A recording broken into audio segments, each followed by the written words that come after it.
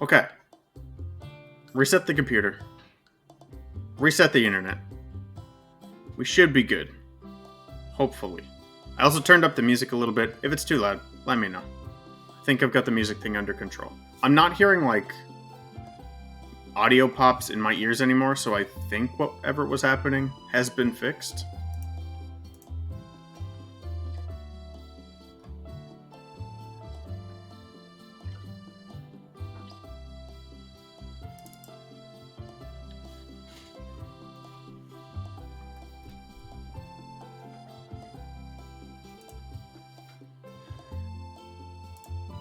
Okay.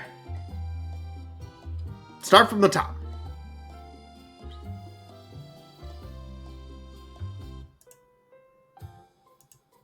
We are listening to A Short Hike soundtrack by Mark Sparling. I would credit that on screen somewhere, but I don't know how to. Is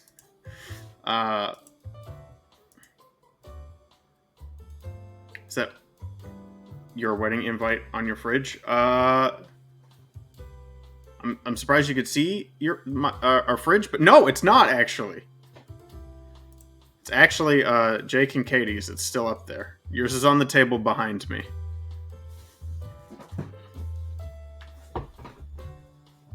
We have a really bad habit of putting things up on the fridge and not taking them down. All right, I'm just gonna. Maybe I'll put it in the chat. Music. Short hike. OST. Art. Sparling. I see Brandon's back. Our resident A Short Hike recommender. It's a very good game. You'll hear about it in my Best of Games video. But yeah, keep me posted on the music. Otherwise, doesn't own the soundtrack on vinyl. I don't. I own the Bandcamp version.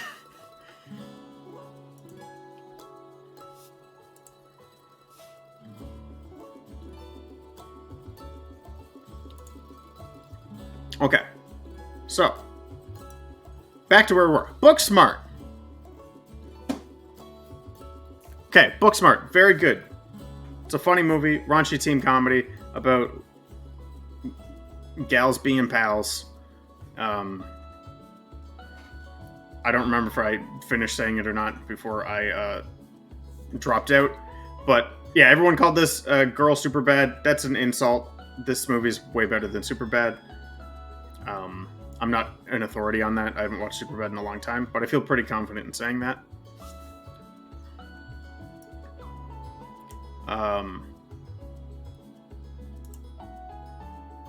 You know, this is where the things are going to get a little weird. So I have to now be like, okay, what do I think of Booksmart? So we switch over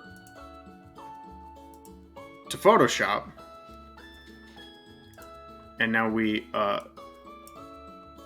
drag Booksmart over there. There. It's in all categories. That's how good of a movie it is. No, I'm gonna... So this is gonna be like really dirty and things are probably not gonna fit properly. I'll clean it up and post it on Twitter when I'm done. But for now, that's probably not small enough. I watched a lot of movies this year. So I'm putting Booksmart at an A. It's pretty damn good, pretty solid. Would recommend. We'll see how messy this gets. Oh, you know what? I should have said at the start. I've watched 72 movies, so this video might be a while because we're ranking all of them.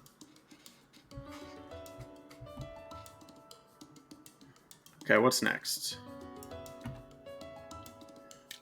Also, I wish I knew like a cleaner way to do this. I don't, so my apologies.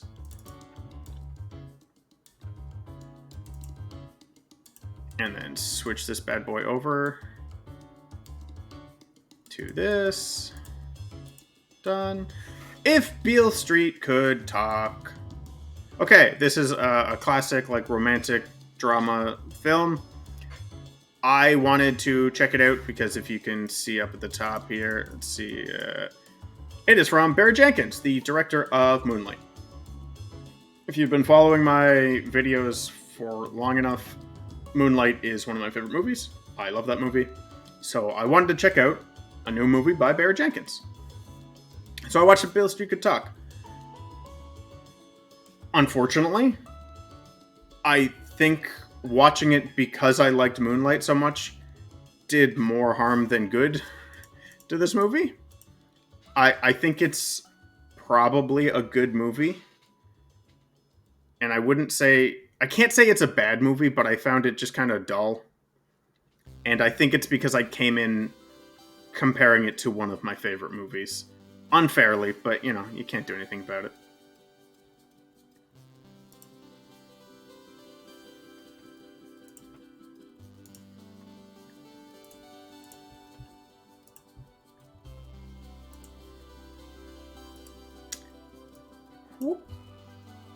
So I am going to throw this probably in a... I'm actually going to throw it in C. I'm a little sad about that. I'd written this somewhere, but I've since deleted it, so I don't know where it is anymore. My rating system is, I mean, the letter tiers are pretty self-explanatory. But B is just like, I don't know. It's mid. It's not great. It's not terrible. It's just, I watched it. A very funny joke. Not really. That I've always said after watching something that was just kind of mid is I just say, that was something I watched. It's not that funny. So that's B. C is just like, I didn't like it. Doesn't mean it was bad. I just didn't like it. D is like, it's bad. It's a bad movie. A is really, really good. Just didn't love it. And S is obviously I loved it. Y'all aren't 5. You know what a rating system is. 5-year-olds know what rating systems are. They're big on the YouTube.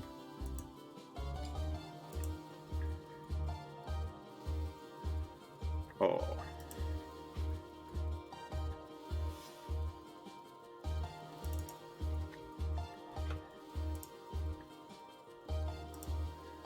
Next, Pig. A good Nicolas Cage movie. What an oddity. I mean, I like Nicolas Cage movies sometimes. But when you're watching a Nicolas Cage movie, you know what you're getting. And it's Nicolas Cage got a paycheck to yell. Is that Goofy Kung Fu? Is that Goofy Kung Fu movie in there? It is, yeah. Every movie I watched last year is on this list. Well, right now we're talking about Pig. Pig is like a super drama movie starring Nicolas Cage, which is kind of an oddity for him. This is his least Nicolas Cage movie. Probably. It felt the least Nicolas Cage. But Nicolas Cage is at his best when he's not Nicolas Cage. Because guess what? This movie fucking rules. I love Pig. I don't even know what else to say about it. Like, it's one, like, I don't want to talk about it. It's just really good. You should watch it. You should all watch Pig. It's a good movie.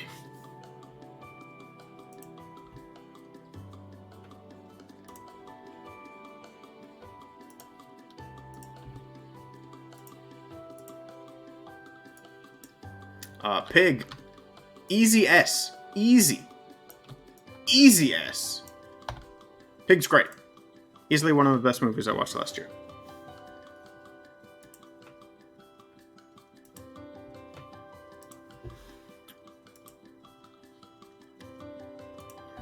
Even though I only have 3 or 4 tabs open, or like windows open, I'm getting real flip turned upside down here.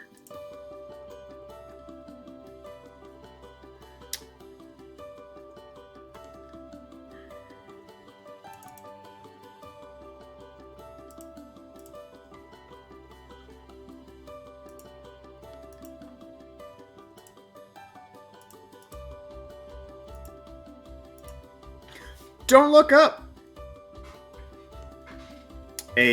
From what I could tell, polarizing movie. Some people thought it was great. Other people thought it was real dumb. Directed by, I think, Adam McKay, who mostly does, like, comedy stuff. I mean, I guess this is a comedy, but it's, like, more serious notes in it. But it is, at the end of the day, a comedy, I guess. I am on the team of, I thought it very good.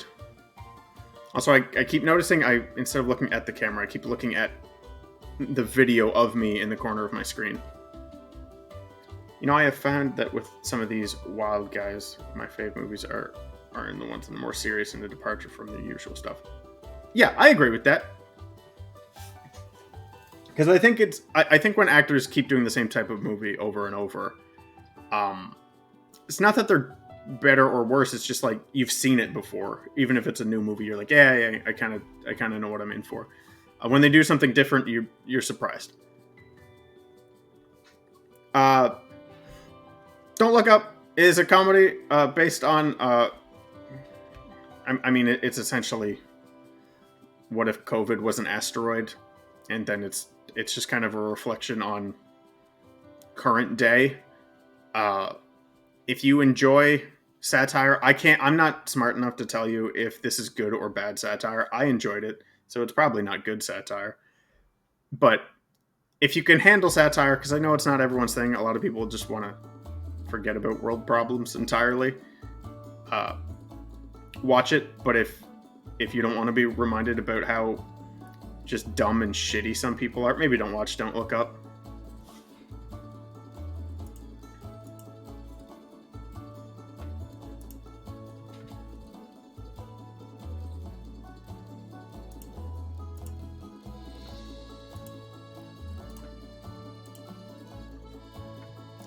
But I am gonna throw it.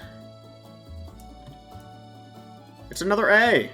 Also, none of these are the same size. Great.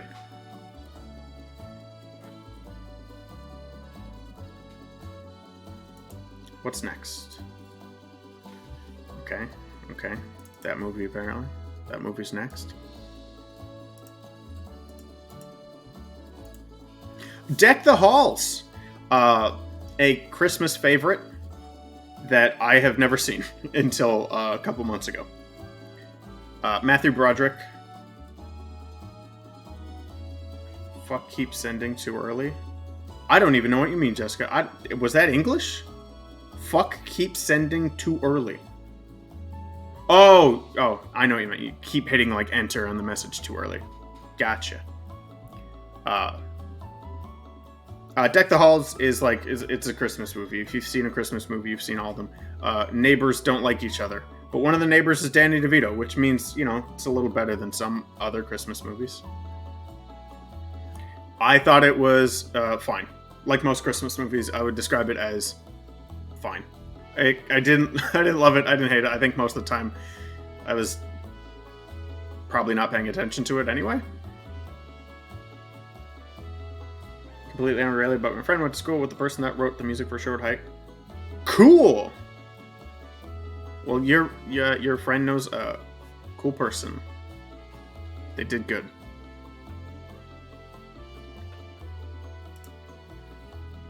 Let's close that bad boy. Back over here. Whoop. Okay, let's see. Oh, you know what? Why don't I just do this? Let's forget this whole tab business that I keep switching windows. Why don't I just bring it in? The poster's full size on Photoshop already. And then I can just talk about it and place it wherever I want. Matthew Broderick killed 2 people in a car accident in Northern Ireland and only had to pay $175. Yeah, that's a fair point. It's good to bring that up. I did remember that. Well, I actually forgot. But, yeah, Matthew Broderick killed a guy. Or I guess 2 people. He's kind of a shitty person, but also he doesn't have a career anymore, so...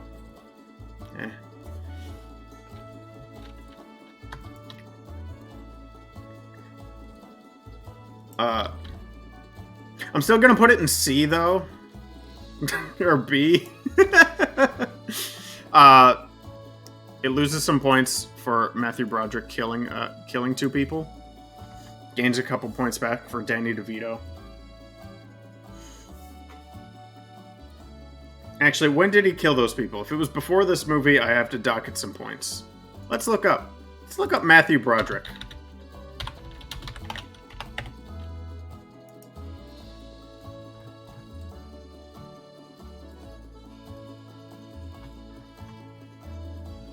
Oh, 1987. Yikes.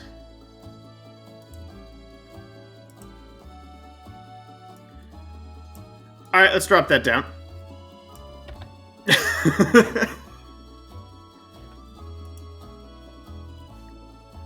I mean, it's a Christmas movie. I'm not too connected on where it's put. It's a Christmas movie. You've seen...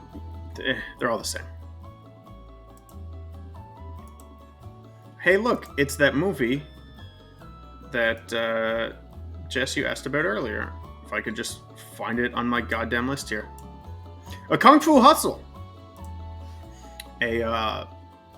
Some would call a classic. I wouldn't. I think this is a movie I would have loved if I'd first seen it when I was like 14. I don't think it's a bad movie. It's just I think my tastes have changed. But I will say I watched this in like a group movie night setting, and I think that's a great way to watch this movie because it is like it's silly. It's a dumb movie, so it's like good to laugh with other people. If you were watching this by yourself, I probably wouldn't like it. But where I watched it, I thought it was fun. No, wait. Oh yeah, this is so much better. I'm not going to keep switching tabs anymore. So it's clearly an S. No. It's, I would, okay. Had I watched this by myself, it would be a D. Amy, I'm sorry. I know this was your movie choice. But because I watched it with friends, and I think this is the type of movie that benefits from friends, put it in C. I don't think it's a bad movie, it just wasn't for me. And that's okay. Nah, it's not D tier. It's not D tier. It's not a horrible movie.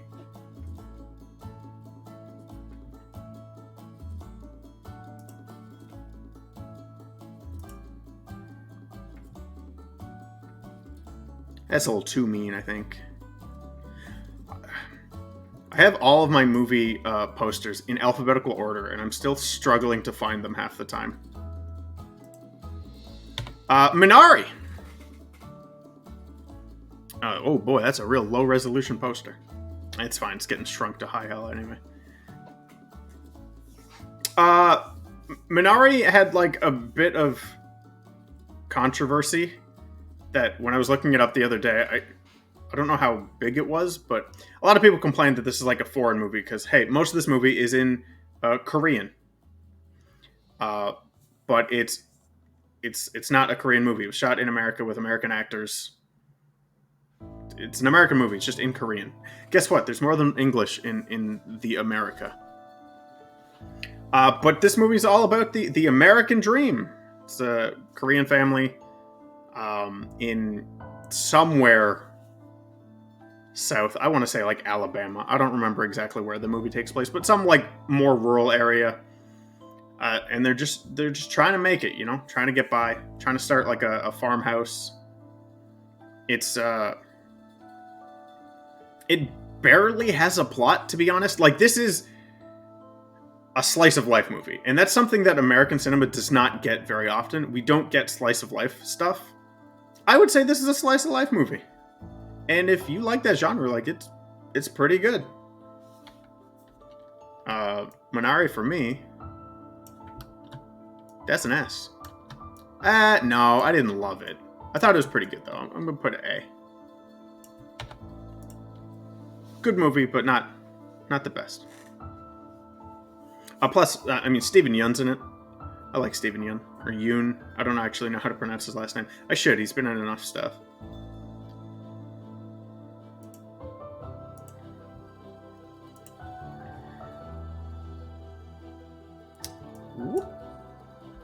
Fireworks. You can't tell because I didn't save the English poster for some reason. I don't even think... Brendan, you would know this if you're still in here. Is Fireworks a Chinese film, or did I just save the what I assume is the Chinese poster? Or do I just not know the difference in lettering? I just don't think that's Japanese lettering. Kanji.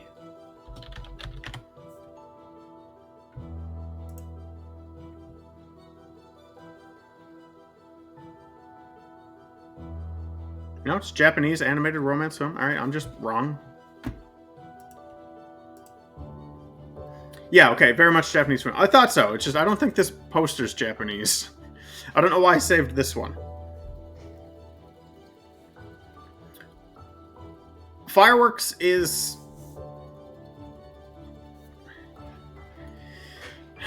I want to say I liked it, but Fireworks, I watched in a day where I watched like several movies in one day, and we'll touch on the other ones when they come up. I still want to watch the TV movie for the first bit of this. Apparently a shot-for-shot remake. Yeah, that'd be interesting. Yeah, Short Hike suffers... Or, not Short Hike. God, Fireworks suffers from... I watched so many movies in one day that...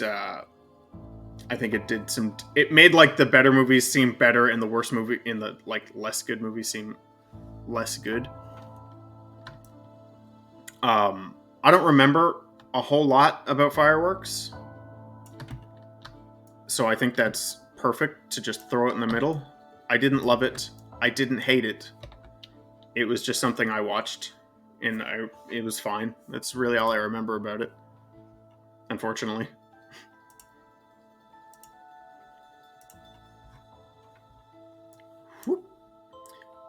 Triple Frontier. A movie starring an incredibly bland cast, even though they're pretty high-list actors. Get Ben Affleck. Also, pet peeve of mine. I've seen a couple movie posters do this, but this really bothers me.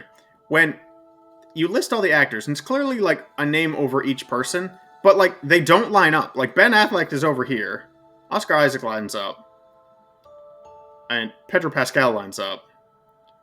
But like Garrett Hedlund, I think is this person. And I think that's Charlie Hunnam. It's just a mess. Just put the names in the right order.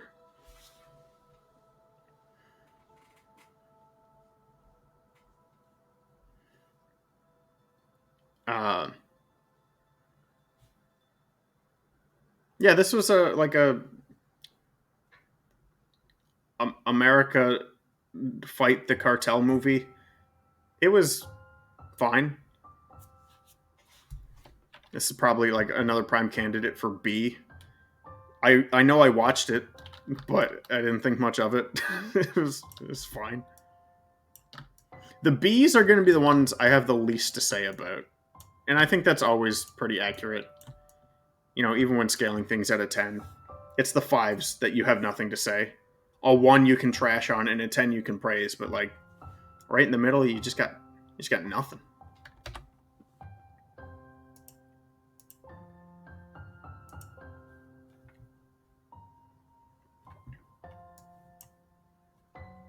Lupin the Third, the First. Sure seems like an unforgettable modern action film. Yeah. Well, yeah, even though you mistyped and then I misread.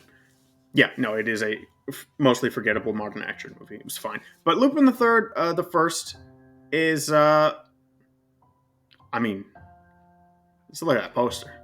First of all, can we talk about posters for a minute? American posters are fucking terrible. This is a good poster. Look how fun this is. I don't have a degree in art design, so I can't like explain to you why I like this poster, but it's just, I don't know. It's better than that last movie we looked at. A lot better than Triple Frontier poster, that's for damn sure. This movie is a fun comedy heist, I guess you'd call it that. I enjoyed it. But I didn't... Also, this guy really looks like Seth Rogen. Never noticed that before.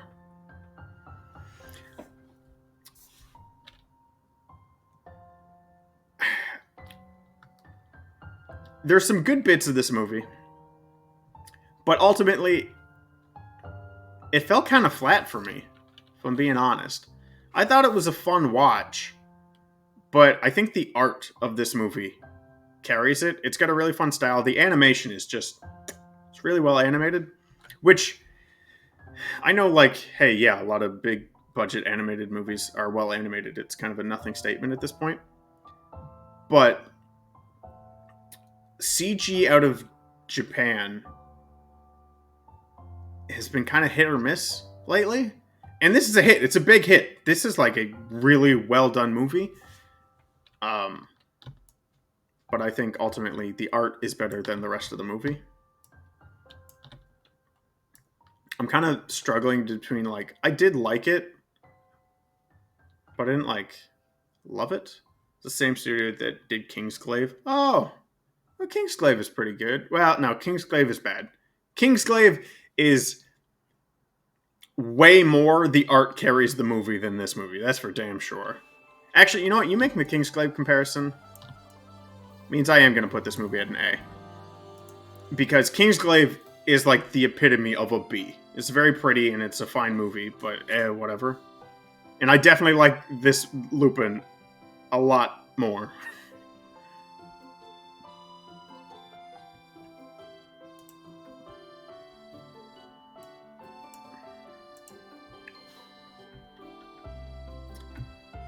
Now we have New in Town with Renee Zellweger. I don't care that Renee Zellweger is in this movie. That means nothing to me. What is important to me is... oh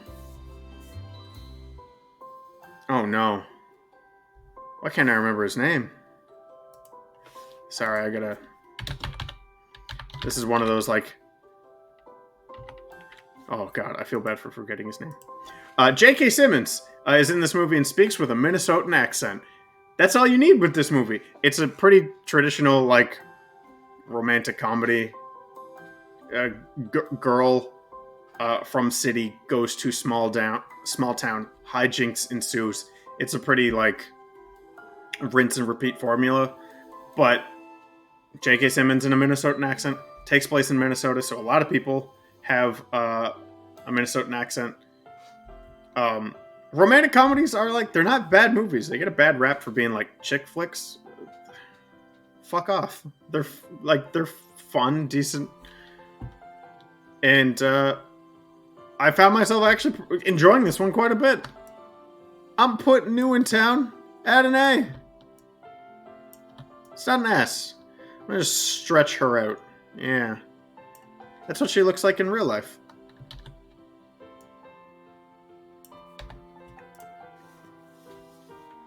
Filmed in Winnipeg? Oh, didn't know that. Also, I really appreciate that you're just, like, looking up things about the movies while I talk about them. It's very helpful. Okay. I wasn't sure if I would put this... I'm also noticing I'm starting to have a real layering problem. I was unsure if I should put this on the movie list because technically Justice League came out in, like, 2019, I think. But a bunch of piss babies whined about the Snyder Cut for 2 years, and they finally got their wish. The only reason why I'm counting this as a new movie is it is such a better product than the original Justice League that I feel like I have to treat it as a separate film.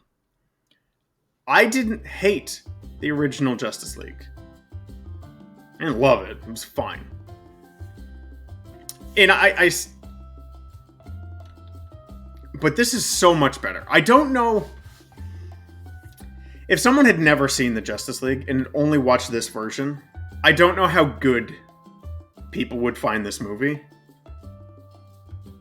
But if you watch the original, you just kind of go like, wow, yeah, maybe those people whining about the Snyder Cut had a point, because this was way better. So much better. But it was only better enough to get to a B. Oh, God, I'm stretching them out again. Because the original Justice League is just boring. And it didn't go all the way from boring to I love it, but it did go from boring to, like, that was good. I like Batfleck. That's really about all I can say. Oh my god, the VFX in that movie are not good. We've all seen the memes that Steppenwolf looks like an RTX character from the 1990s.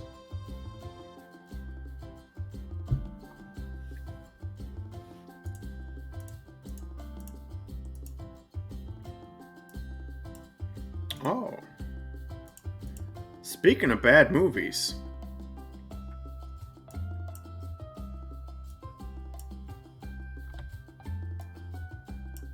Okay, I wish... Carly, I don't know if you're watching. If you are, is there a way that when you bring in something new into Photoshop, it automatically goes to the top layer? Rank E? Yeah. Monster Hunter is really bad. Okay, so this... Monster Hunter was done by Paul W.S. Anderson, who did the Resident Evil movies with Alice. And I think those movies are fun. I like those movies. They're like corny bad, but they're entertaining. Other than it being the same director and starring Mila Djokovic, they have nothing in common. The monsters look really cool. I'll give them that. I think the third one's the only bad one. I kind of like... I'd have to rewatch the third Resident Evil movie, but I remember liking it, but it's got a special place in my heart. It's the first horror movie I saw in theaters. So the monsters in Monster Hunter look good, which... hey, that's cool. That is what you need to do for a Monster Hunter movie. But... so much of this movie is just like people talking in a cave that it's ridiculous. One of the cooler fight scenes at the end where there's like 3 people fighting, I think it's a Rathalos. I don't remember. I'm not that big of a fan of Monster Hunter.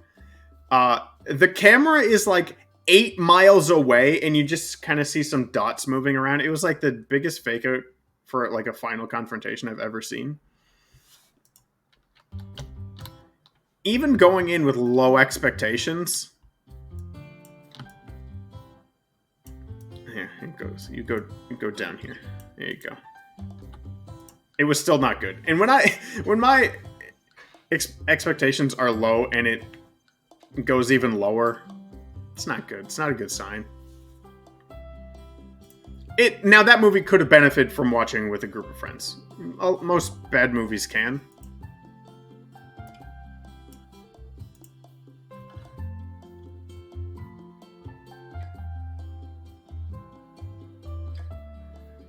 Hey, wait a second. Oh, never mind. I hadn't scrolled all the way down. I was like, we're missing a poster. Words bubble up like soda pop. Hell of a title. Let me just pop that up there.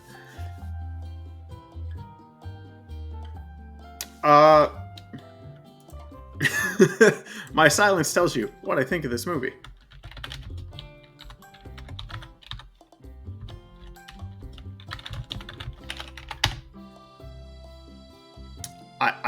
I have very little to say about this movie. It's a slice of life, romantic comedy, anime movie.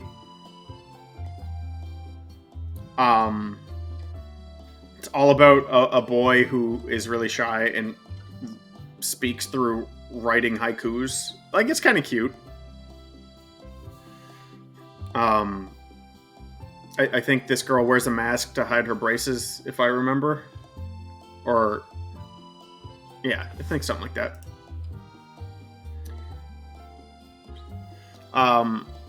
I really like the colors in this movie. But I think, like Fireworks, it's another, like, just kind of right in the middle. Eventually, I'll come back to, like, some of these movies when we get to other movies, and you'll see why later, but I think I'm putting it at a B. It was pretty good. That's all I can say. It's good.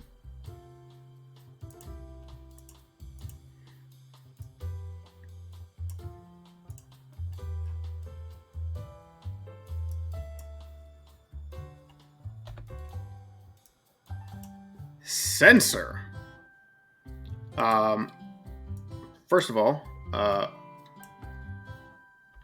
cool poster. I like this poster. It's pretty good. Solid poster. Big fan.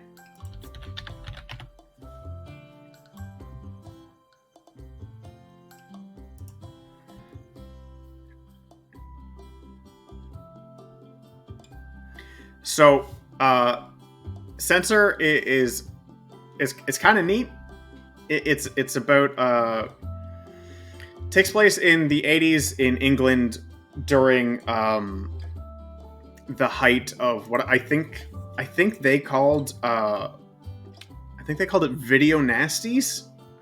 Sitting on the to be watched Shutter list before my sub runs out. I would throw Censor up on the watch list for sure. So the video nasties were like, yeah, in the 80s when everyone was, oh no, think of the children type stuff. That's just, they called it the video nasties in England, I think. And it's, there was basically people, like the woman in this movie, I don't remember her name, who had to like sit and watch movies and decide, are they like too violent? Like, should a scene be cut or should the movie be outright banned? And she ends up like, I think she like ends up stumbling across like what she believes to be a snuff film. And the plot continues from there. I'm not going to really say any more than that other than like the setup. If I remember, I want to say it was the director's first movie. I think so, if I remember. And pretty great crack at it for their first try. If you like horror, good horror. The Independent calls it one of the best horror films in years. And Bloody Disgusting called it a mind-bending nightmare. I don't know if I agree with either of those statements, but it was pretty good. I like Censor quite a bit. That's going up on the A, baby.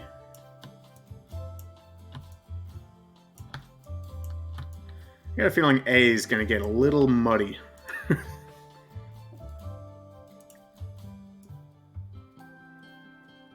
Okay, all of these, I'm just going to do these all together, I think.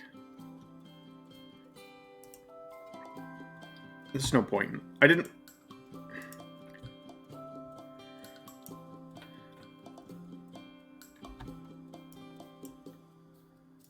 Fear Street! Look, it's Fear Street!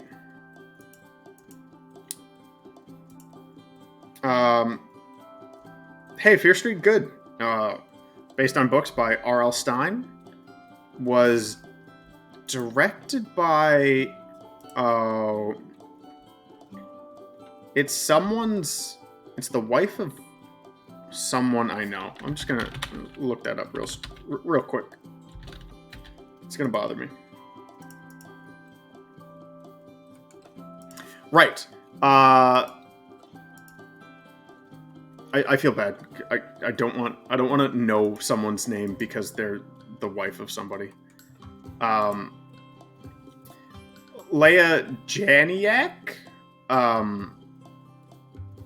is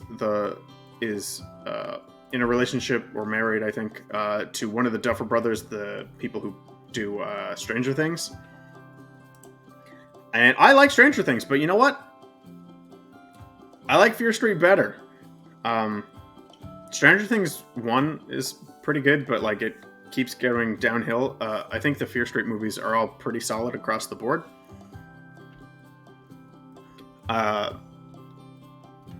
Great horror movies, just great.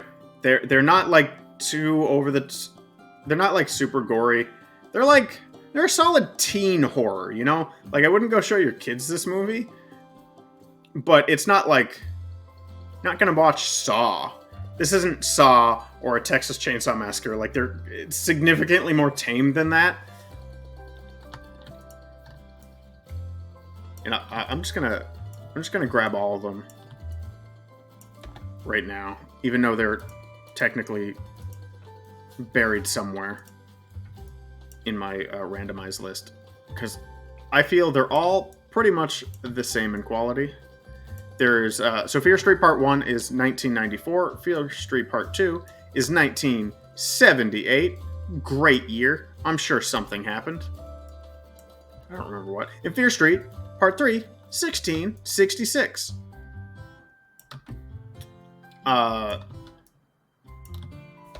Despite the years actually going in descending order, that is the correct watch order as Part 1, 2, and 3. They all make sense. They all tie together really nicely. Solid trilogy of horror movies. I'd recommend the whole thing.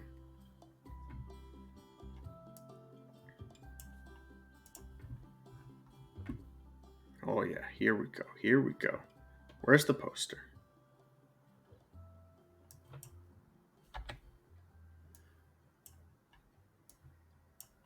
Everybody, come on. It's time to Space Jam.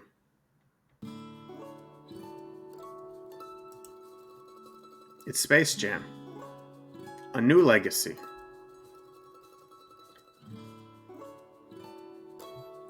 This movie's really bad. It's I can't say there's no redeeming qualities of this movie. Hey, some of the 2D looks really good, and then at a certain point in the movie it turns to 3D and it looks not nearly as good. That's about the only good thing I can say about. Big Chungus did show up. That's true. I'll give it that. Big Chungus showed up.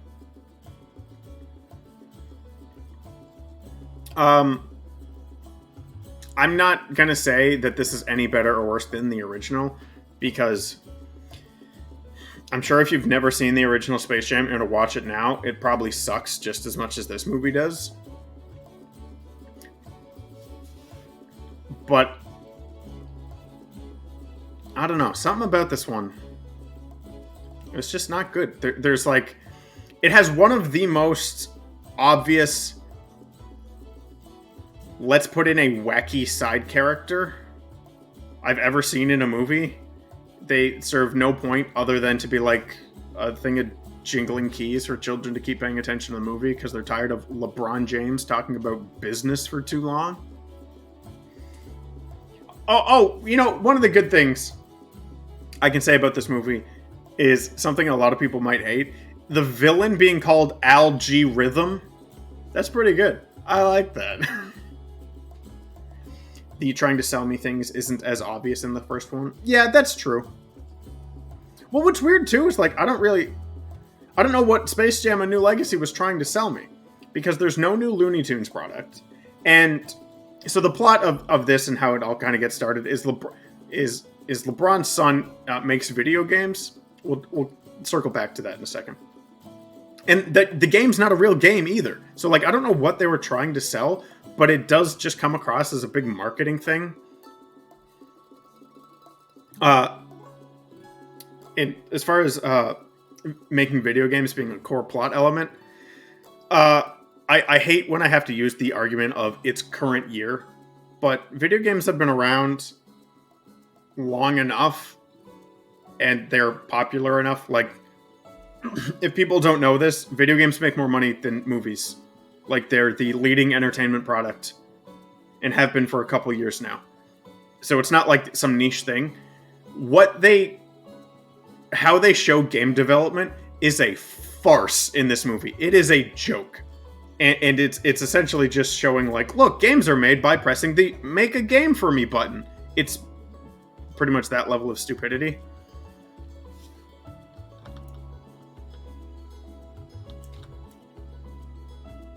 So that's going in the D. I want to give it a point for Big Chungus, but unfortunately I knew Big Chungus showed up beforehand. Okay, you know what? I'm pretty sure when I was in the theater when Big Chungus showed up, a kid lost his mind. That was pretty good. I like that. That was a good part of the movie.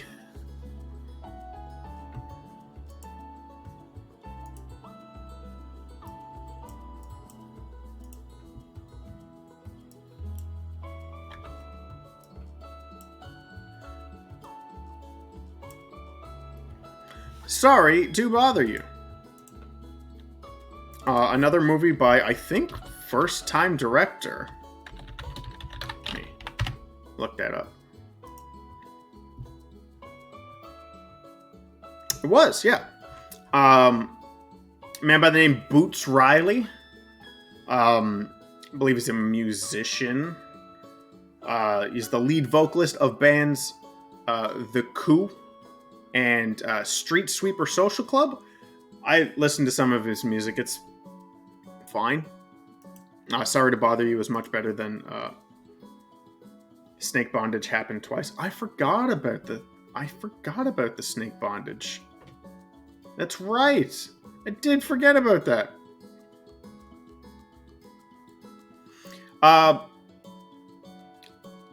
Sorry to Bother You is about a man just trying to rise and grind in the world of call centers. I thought it was really good. There's some obvious social commentary in the movie. It is not subtle at all. It's hitting you over the head with it, but good performances all around, and some pretty good laughs. I'm putting Sorry to Bother You in the A.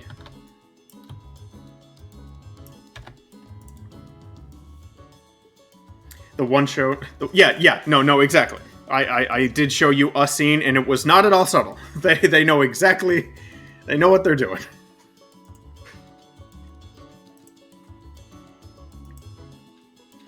That being said, I don't know if me liking that scene reflects poorly on me. And only myself and one other person knowing what scene I'm talking about. I know that's a little weird, but... I don't want to bring it up. Just in case it does reflect way more poorly on me than I think it does.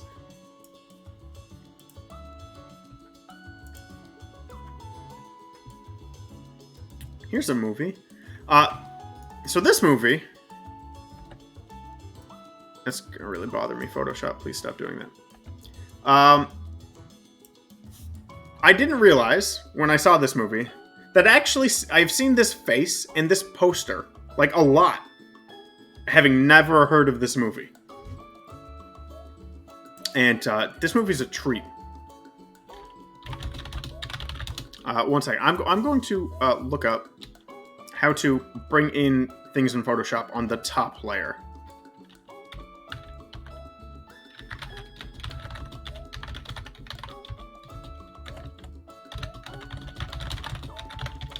Should I do this on stream? Probably not, but whatever.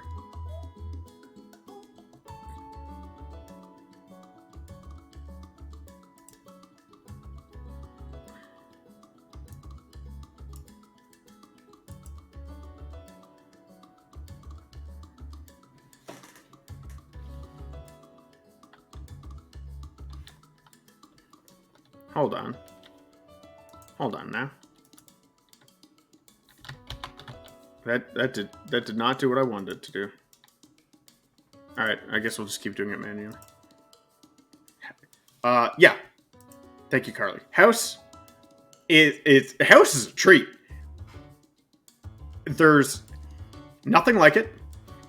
I think from when I was being told about the movie back when I watched it, I want to say it was directed by someone who had primarily done commercials, if I recall, because it feels like that. I can't really explain it, it's when you see the movie, you're like, this doesn't feel like it's a movie. It feels like it's like a series of commercials, B footage. But it's like, it's a trip. Definitely a movie that benefits from watching with a group of people, because it's weird. It's a weird movie.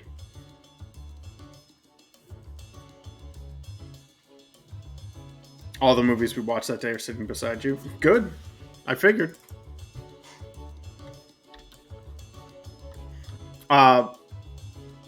Yeah, House is a movie that it grew on me throughout the length of the movie. When it started, I was like, this is kind of dumb.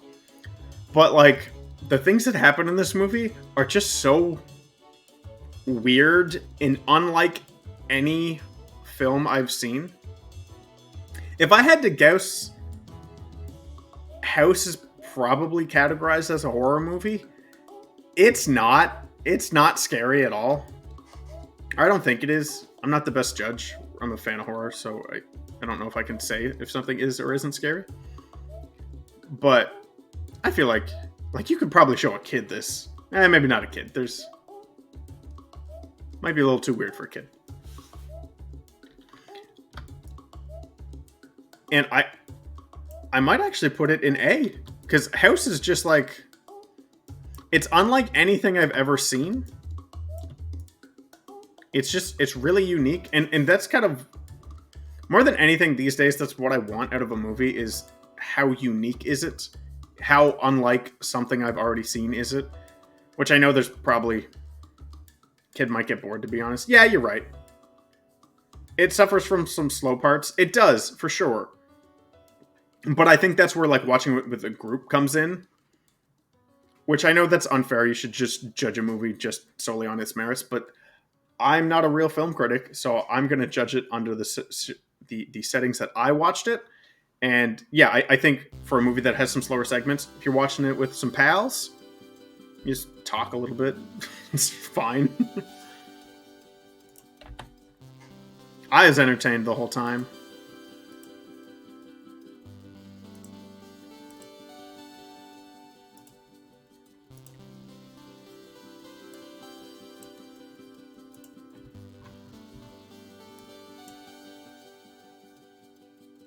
Hey, that came in the top layer.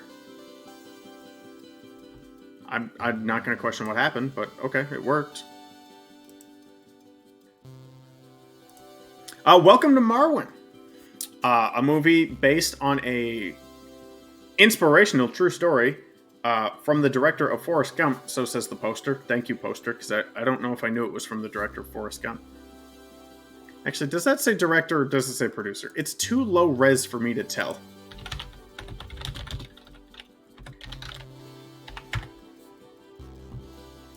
No, it's it's Robert Zemeckis. So that would be the director. Yeah, but based off the book, I think it's a book. Maybe it's a movie. But it's based off something called Welcome to Marwen Call. It's a documentary.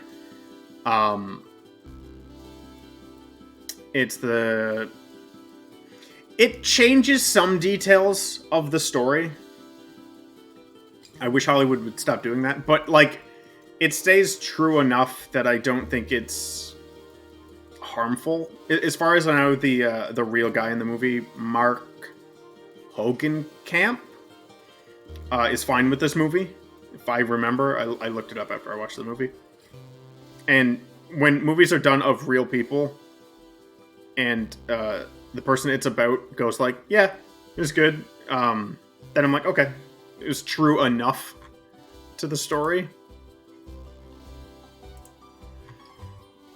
It's basically, it's all about Steve Carell playing Mark Hogancamp, who plays with dolls and sets up little, like, World War II-esque, like, Barbie dioramas to deal with PTSD.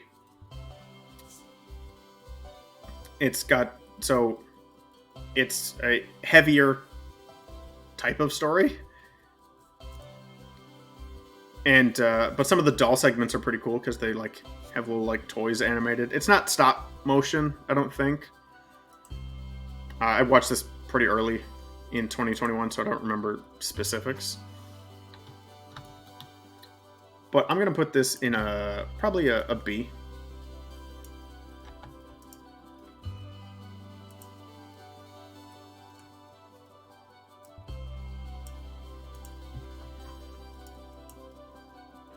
Now we're back to going. Yeah. Oh no, that's not what I wanted.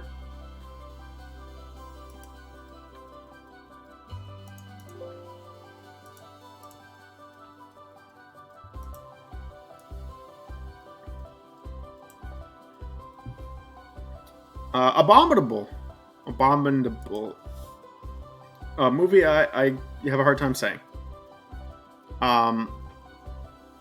This is a co-production between DreamWorks and Pearl, I believe. Actually, yeah, I can see Pearl's logo on the bottom. It's about a little girl. Oh, not little, just like a teenager. Finds a Yeti and she wants to bring it home. It's a cute movie. Don't have a lot to say about it. Probably gonna throw it in a B.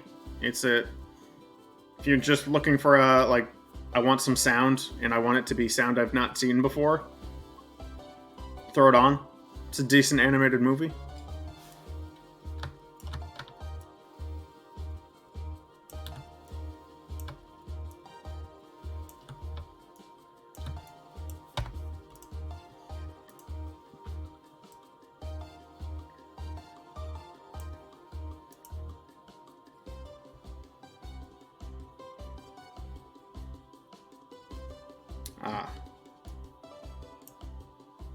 Oh boy, that's a little large. Yes. I'm just gonna shrink that down already. I think the only documentary on my list, Full Capacity, with Sam Morril. It does really look like it's a comedy special. It's not. It's a documentary. Not necessarily by Sam Morril either, or about him. It's probably shot a little early, if I'm being totally honest. We're gonna put my opinions on the COVID out there. They weren't lying. That capacity is full. Sam Morril is a New York comedian. Not a huge name, but big enough that people know who he is. Did a documentary on New York City opening back up to comedy. You know, like many artists, you know, healing a city through art, I think, is respectable.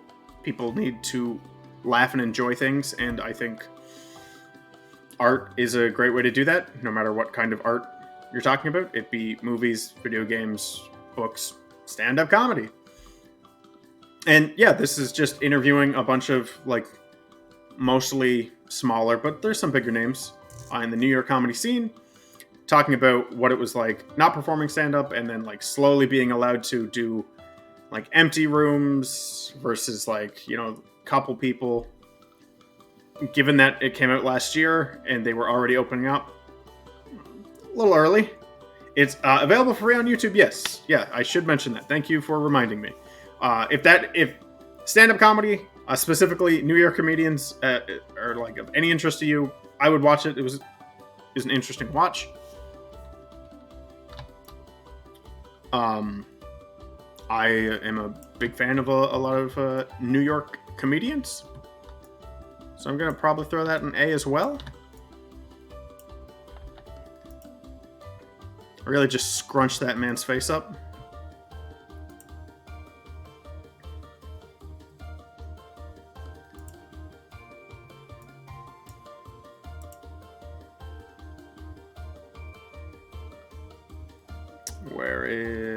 There we go. They keep changing. Sometimes they're come up on top sometimes they don't. I appreciate when they do. Oko's in! Another slice of life movie? I guess you could call it. Well, yeah, no, it's definitely a slice of life. Probably. Yeah, I'm gonna say so.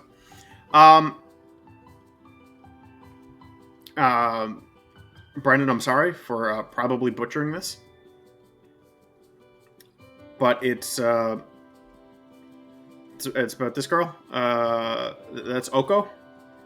She runs an inn with her grandmother. That's her grandmother.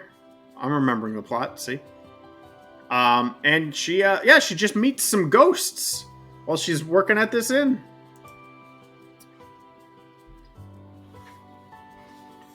I thought it was pretty cute. I liked Oko's Inn quite a bit. There's some real good bits in the movie. I'm not going to say what. I don't want to... This video ain't about spoilers. I'm going to put Oko's Inn.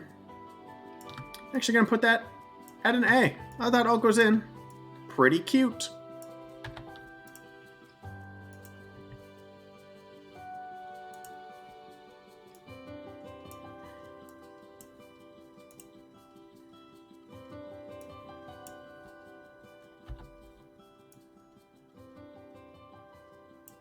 Troll Hunters, Rise of the Titans. The final piece of media in the, I don't know what it's called, Arcadia saga, maybe? So there was Troll Hunters, the TV show. There was Six Below. There was, I think the show was just called Wizards. This has been it's a culmination of several seasons of several shows. Finally meet an end with this movie. So they're building their own little... I don't want to call it the Avengers, but I don't know what else to compare it to. If you liked Troll Hunters and those other shows from the Del Toro Arcadia verse from DreamWorks, it's a... watch this movie. I mean, it's the conclusion of the tale. If you had not watched all of that, I probably don't watch this movie. You'd be a little confused, I think. As it definitely...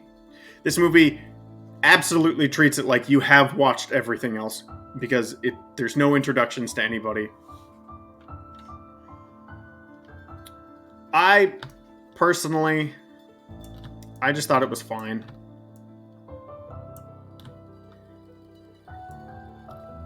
I felt like it came maybe a little too late. Because of all those shows, like Troll Hunters is...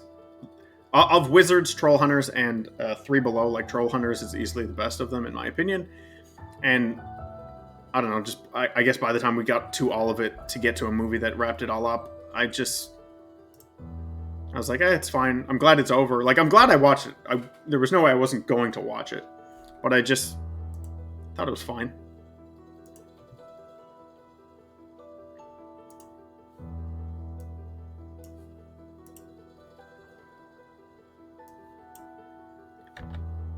Boss Baby 2! Family Business. I like Boss Baby. I think like the first movie, I think it's really cute. I think it's a pretty good, pretty solid animated film.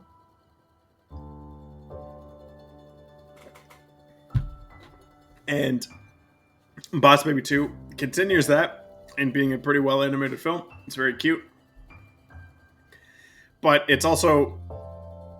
I mean, it's a little pointless.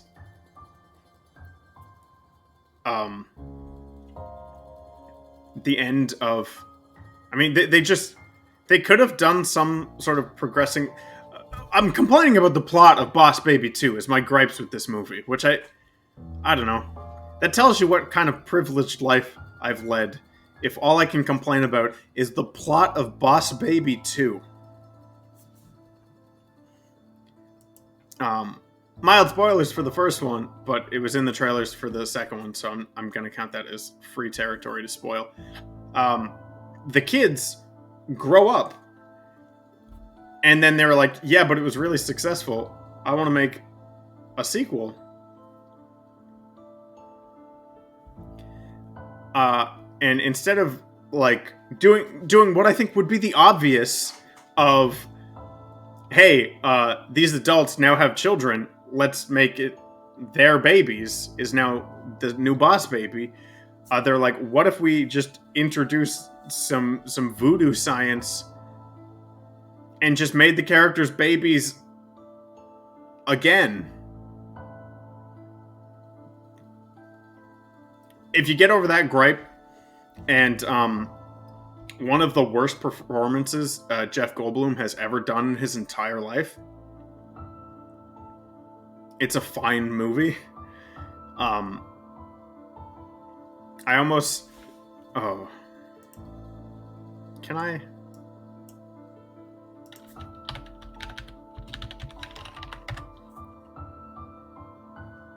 Okay.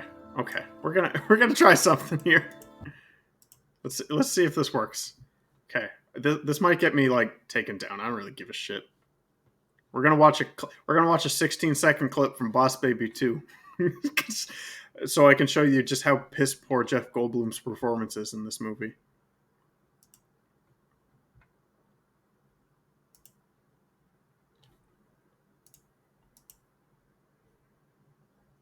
Oh, that's good.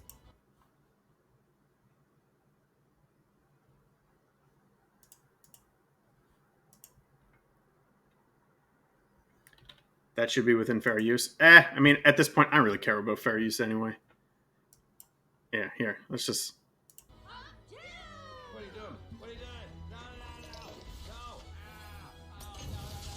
The man is screaming for his life, and he's saying, What are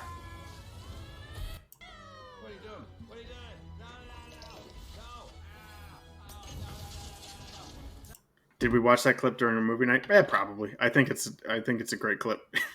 It's just get Jeff Goldblum losing in the the ultimate scene of the film, and then him going, it's great. Can't beat it.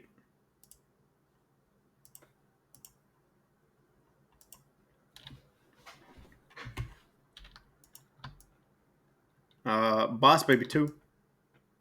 I mean, ultimately, it's still fine.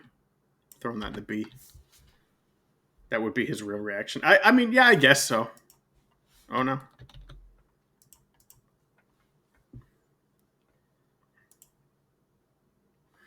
During a Q&A with Alec Baldwin and Amy Sedaris, a third Boss Baby film was announced to be in early development. Okay. Even though I just said that, like, the plot is dumb, that they're babies again, if they just do it, they're babies again for a third movie, suddenly... When you do dumb, like when you double down on dumb things, I actually enjoy it. So, if yeah, B for Boss Baby. There you go. Thank you.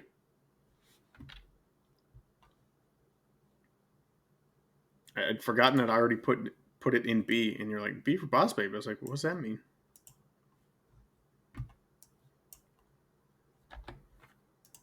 The Lighthouse. Thought the father aging daughter relationship in 2 was cool. Yeah, no, it was like there's some solid stuff in Boss Baby 2. There's some good family bits for sure. Let's read this poster. Robert Pattinson versus Willem Dafoe. It's that simple and that excellent. It is not that simple. This movie is I can't say confusing, but I can't call this a simple movie either. That quote's a little misleading. A lunatic dark comedy of cabin fever and machismo. That's pretty accurate. I hear this film has pussy in it. Kind of. I'm gonna say kind of. I'm gonna say kind of. An instant classic from New York Magazine? Maybe. It's the only movie. Okay. The Lighthouse is the only movie in 20. Here's my review. The Lighthouse is the only movie I watched in 2021 that had cum in it. Wild, right?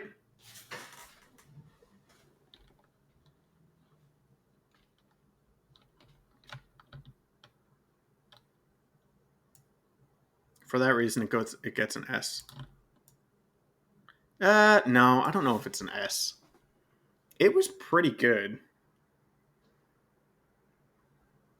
Definitely like S or A for sure. Would I watch The Lighthouse again? Yeah, no, for sure. If someone was going to watch The Lighthouse, I would excitedly watch it again. So I think I'm going to throw it up in S. Amy, you heard me. You know what I said.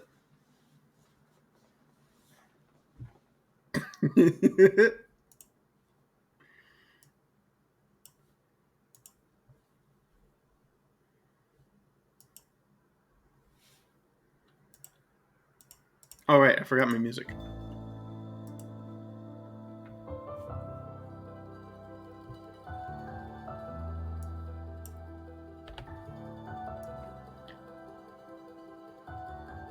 Up to the top we go. The Sister Brothers. Pretty good title. John C. Reilly. Joaquin Phoenix. Two pretty good actors. John C. Reilly. Just great. Like pretty much everything I've seen him in. Except for something else we'll talk about later. I liked him in it. I'm a sucker for westerns. And this is a western. If you couldn't tell by looking at it, I think it's pretty obvious.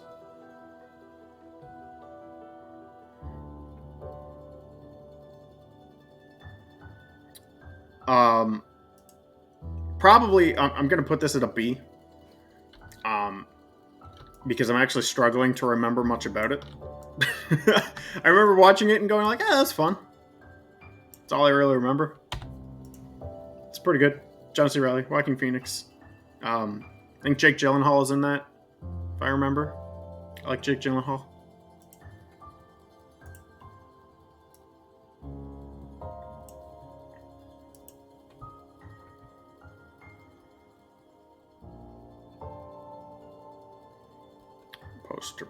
Poster. There it is. Alright, this layering business is getting real tough.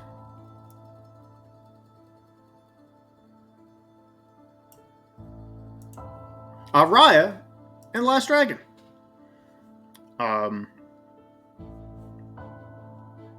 It's a Disney movie. It's got some really good visuals. It's got some good characters. I don't like this. I don't like anything to do with this. Sisu, I think was their name. I don't remember.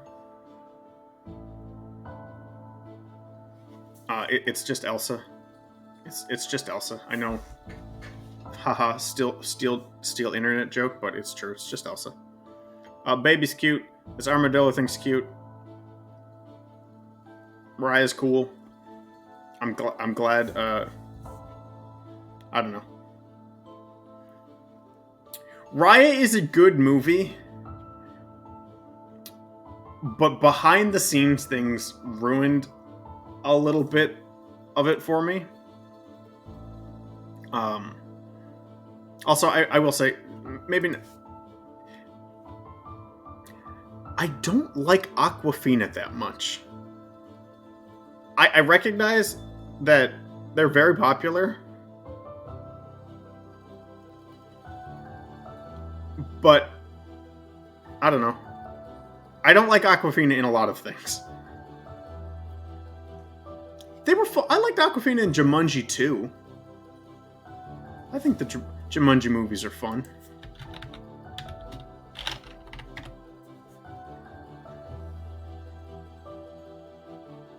Um, better than Dasani. She's Asian. She is the Asian to what James Corden is to the Brits. That's a pretty damn accurate statement. I don't like James Corden either. Yeah, so Raya and the Last Dragon, I don't have any real complaints about the movie, but knowing like how Disney is, especially like replacing the voice actor, and look, I like Kelly Marie Tran. Disney did Kelly dirty with Star Wars. They did her dirty. And I couldn't help but kind of feel like this movie was just like, I'm sorry, please, we need a POC in our roster who will still call us back, was a bit of what I got out of this movie. I guess it worked. This movie seemed pretty popular. Has some really good, some of my favorite visuals in recent memory, at least from Disney. But ultimately, it's like, it's fine. I didn't love it. I didn't hate it.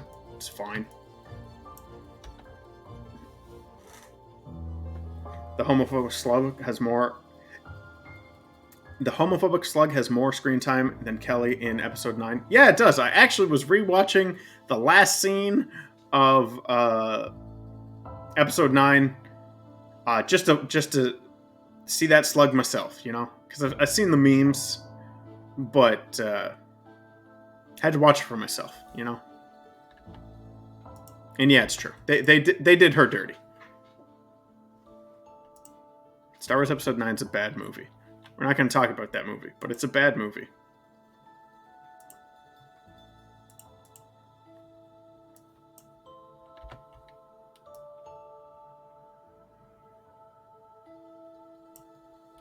Vivo!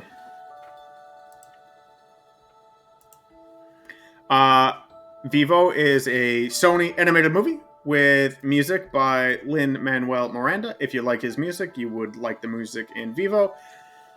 I can take it or leave it. Talented songwriter for sure. And there definitely is some good jams in Vivo. Lin-Manuel Miranda also plays this monkey, who I believe the monkey's name is Vivo. It's a pretty cute movie. I like Sony Pictures animation. They do good stuff. This was... I don't know if you can tell from the poster, but like this movie kind of...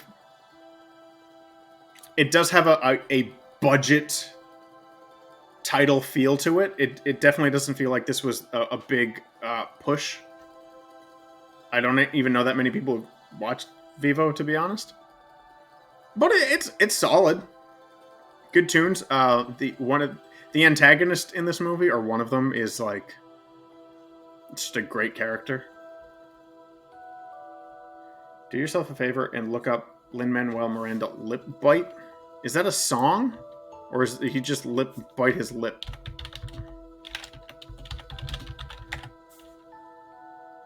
Oh. Okay, yeah. Okay, I see it.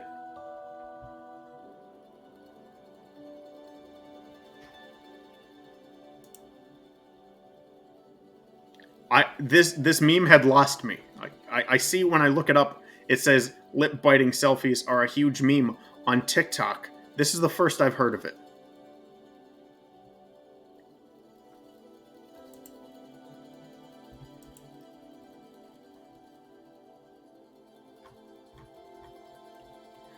I've never felt older than being like, I don't get it.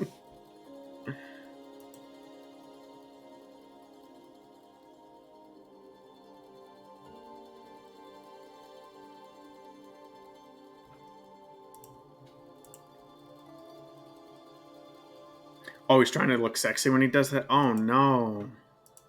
Oh, no. He doesn't look sexy at all.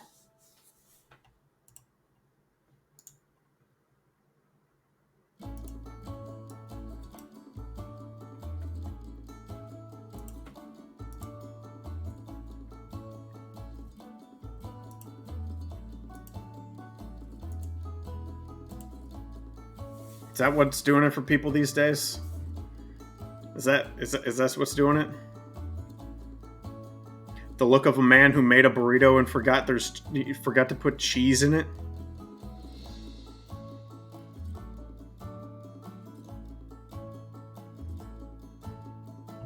Not feeling it. Not feeling it. Lin-Manuel. Oh no. Oh no, you can all see that I have multiple images pulled up. Let's get out of that.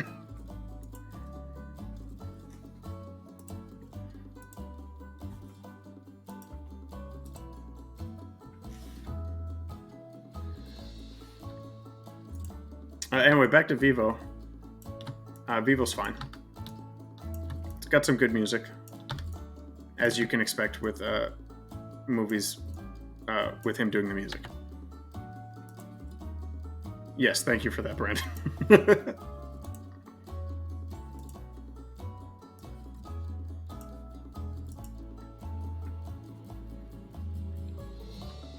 Okay.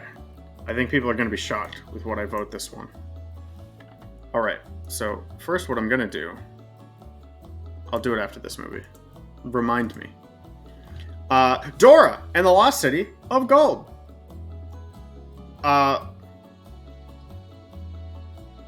This movie's actually pretty good. I was pleasantly surprised. I mean, this movie did benefit from... I thought it was going to be bad. So, expectations were pretty low. And I had fun with it. I thought it was a fun movie.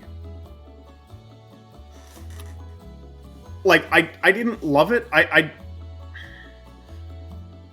almost wish there was something between A and B, because I don't want to say I loved it, but I was, like, pleasantly surprised by it. Tom Holland, Uncharted wants what Dora has. Yeah, no, probably. I imagine... Look, I love Uncharted. I probably like Dora more than I will like that Uncharted movie, whenever I get around to seeing it. It's the only movie I've ever seen like this, like a kiddish movie, where like there's an entire scene that takes place where the subject is a woman taking a dump. It's really weird. It's a weird scene. That's in a real movie.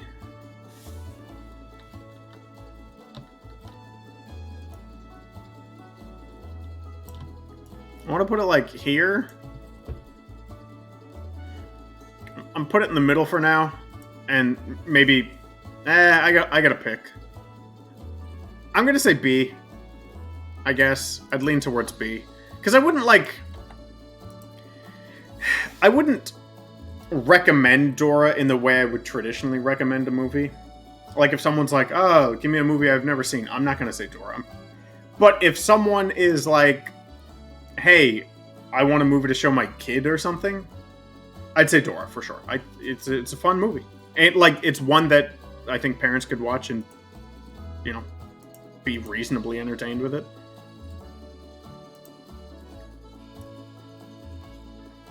All right. This is gonna probably bite me later, but I'm gonna merge all these layers, just so I'm only dealing with one layer. Because it was getting a little hard to throw them up at the top.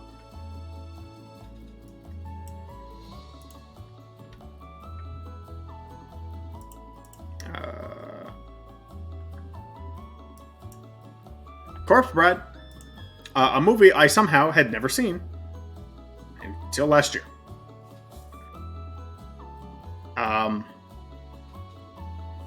It stars Johnny Depp and Helena Bonham Carter.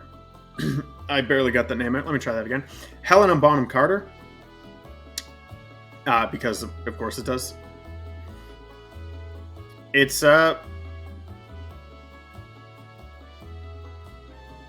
it's a movie. I thought it was pretty good. I was surprised. I mean, I know a lot of people like this movie. Actually, that's not true. I'm sure a lot of people like this movie. I don't hear people talk about it that often. But I like stop motion. Stop motion's always fun.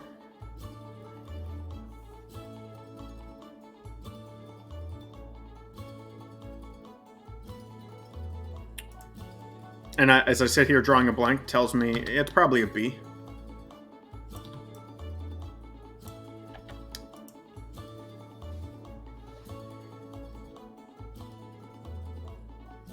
Where's the next poster? A Dune. The sci-fi epic that took the internet by storm for 2 weeks until everyone stopped talking about it.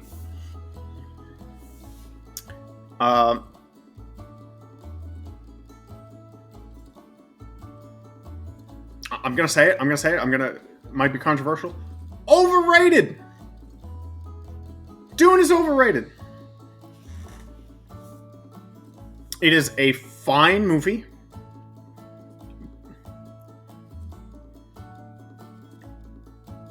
Paul from Fortnite. I don't know if I get the reference. All right, I forgot. I was like, Paul from Fortnite. What do you mean? I forgot. They put Paul Atreides, Timothy Chalamet's character, in Fortnite. They also put, I think they put Zendaya's character in.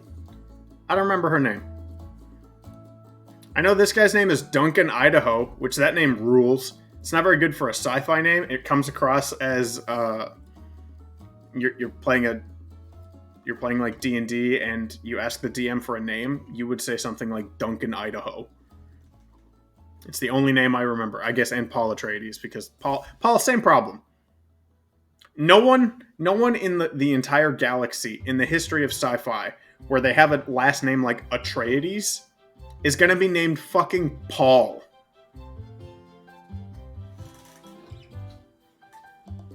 I didn't remember this guy in the movie.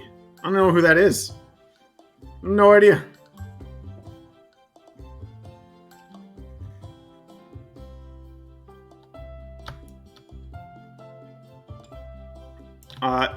It's gonna be a B.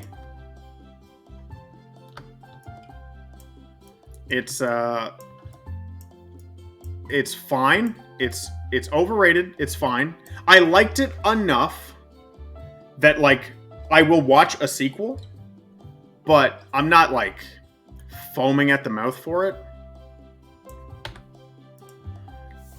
Paul Atreides. Duncan Idaho has the same feel as Sans Undertale. Really does. Really does. Or John Halo. I'm a big fan of John Halo.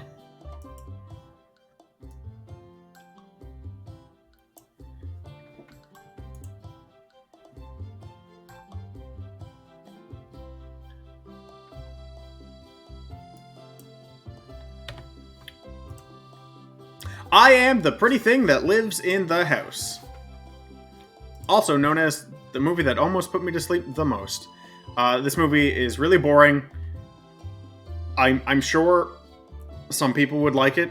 This is a very artsy, slow burn A24. Where's the meme? Where's the meme? I don't actually know if this is A24.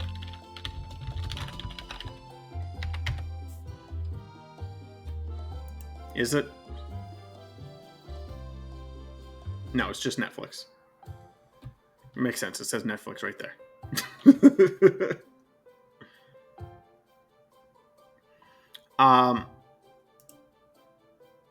Okay. Brent. Thank you. Okay, I will read the meme because it was said to me the other day and it really tracked me up. 3 tickets for me, my wife, and my wife's son for the newest A24 produced genre-redefining, trope-subverting, atmospheric, dark and eerie, emotionally draining, gut-wrenching, aesthetically heavy craft by post-horror auteur with an art house edge, dread-inducing, suspenseful build-up with strong character development and a gradual feeling of escalation, bone-chilling slow burn with say more with less approach, and soul-shaking, blood-curdling, skin-crawling, and nerve-wracking exercise in person. 1 letter short of character limits. That makes sense. Not an actual A24 movie, but I would say this movie actually lands on the artsier side of A24. I would find this movie would be a really hard movie for me to recommend to people. I don't know who it's for. I mean, I guess if you're really into like the artsy stuff, probably somebody. Exercise and persistently looming dread with tension and anxiety permeates every frame as movie reaches its nail-biting, jaw-clenching, and paranoia-inducing final climax, free of any cheap gore, cartoonish CGI, or infantile jump-scare horror film, please. Thank you. I should have waited for the rest of it.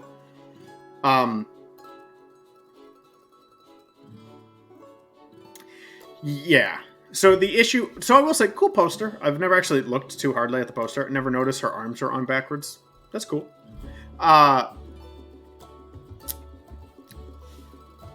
When you do films like this, you need a real stellar actor in the main role. I do not know the actor that starred in this film. I will look it up. It was a woman by the name of Ruth Wilson, apparently. Who I'm not going to say is not a good actor. But I will say she was not good in this. I didn't feel the, hey, it's a slow burn movie of someone losing their mind. I didn't feel it. And when you're doing like a character study horror movie, you really got to nail the character. I feel like it didn't. It was really dry. I'm actually going to put... I'll put it in C. Because I didn't like... Okay, no. Okay. I didn't... It is Okay, no. We already agreed. C is like, it's probably good, but not for me. D is like objectively bad. This movie is probably not objectively bad. It's not my thing. I watched it because the director is Oz Perkins, who is the son of Anthony Perkins, the man who plays Norman Bates in the original name of that movie that I totally don't remember. Oops.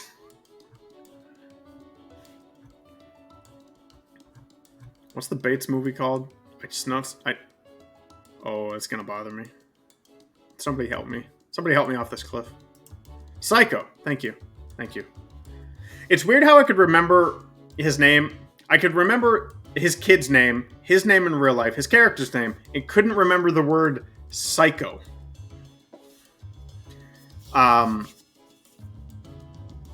Yeah, I watched it because he was the director. Might have been the writer as well. I don't remember. I want to say yes. I had liked other things that Oz Perkins has written and directed, which is why I watched it, and this was not that.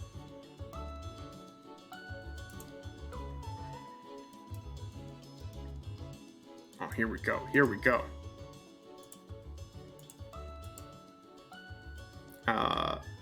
Shit. Goldfish brain. That's a really small poster. Let me crank that up a little bit. Behind the Mask. The Rise of Leslie Vernon.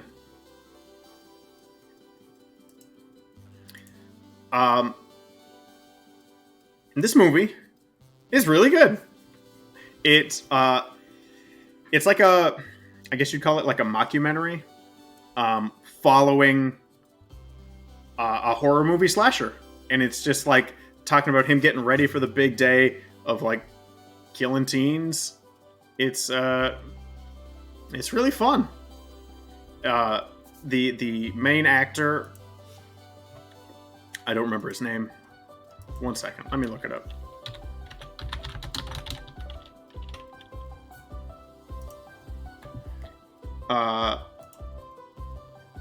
Nathan Basil, who actually, this was their first film, and they're the starring role, and they did great. They carry this movie. They are like such a charming person to be like slasher villain. It's great. It's really good. I'm Behind the Mask is an easy S for me. I like this movie quite a bit. It's not very scary. It does rely a little bit on horror tropes, so I wouldn't watch it.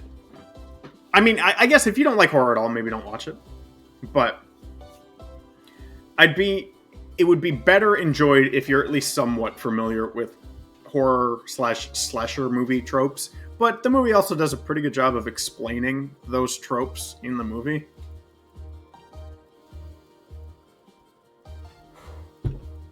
Oh, I haven't talked this long in a while. I'm dying.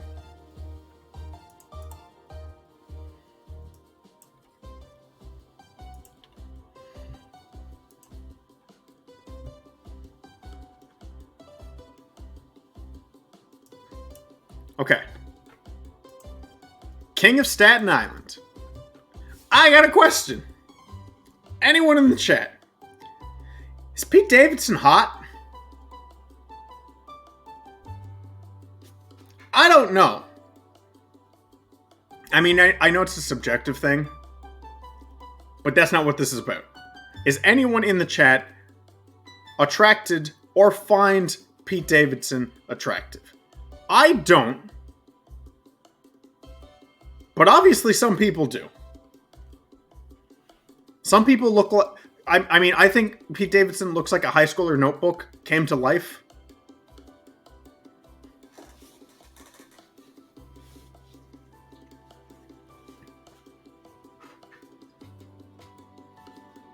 I just noticed... I never noticed the poster I saved was, like, German. Oh, well. It's fine. I'm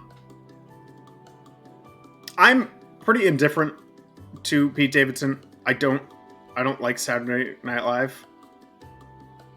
He looks like a guy you see at your local gas station hitting on the cashier. Yeah. Kind of, definitely does that. Okay, I'll give him some ups for the Mars Attacks tattoo. That's pretty alright. Taking away some points from the Shaolin tattoo here, though.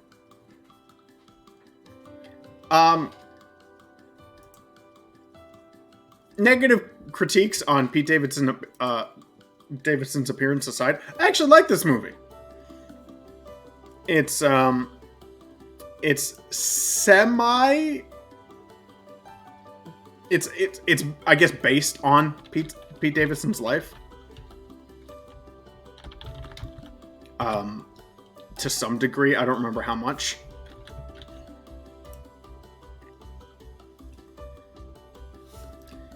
But yeah, it just Pete Davidson plays like a dropout, like a high school dropout, and he's just kind of going nowhere in life, and his dad dies, and he gets a stepdad, and it's like them all, you know, trying to get along. Him trying to like get out of this rut of being a dead end. Stepdad played by Bill Burr with a killer mustache, I might add. I'm gonna put King of Staten Island probably an A. That's B. I actually like the movie quite a bit.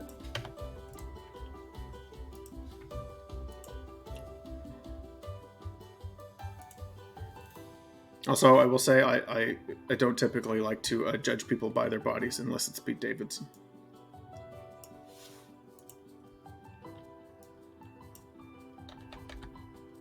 He's a celebrity. He can take it. I'm allowed to punch up. Godzilla vs. Kong. Does Marissa Tomei have more screen time than in the MCU? Oh, yeah, without a doubt. Marissa Tomei actually has a role in that movie. Yeah. Talk about before we talk about Godzilla. Yeah, Marissa Tomei, done dirty by those Spidey films. I guess the MCU as a whole, but mostly the Spider-Man films.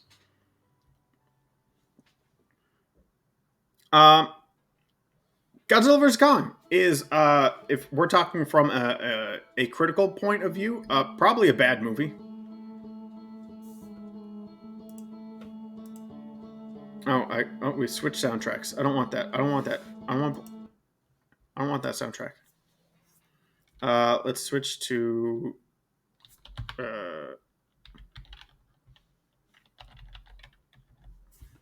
here. 1 second. Let me switch to the other soundtrack that I picked up.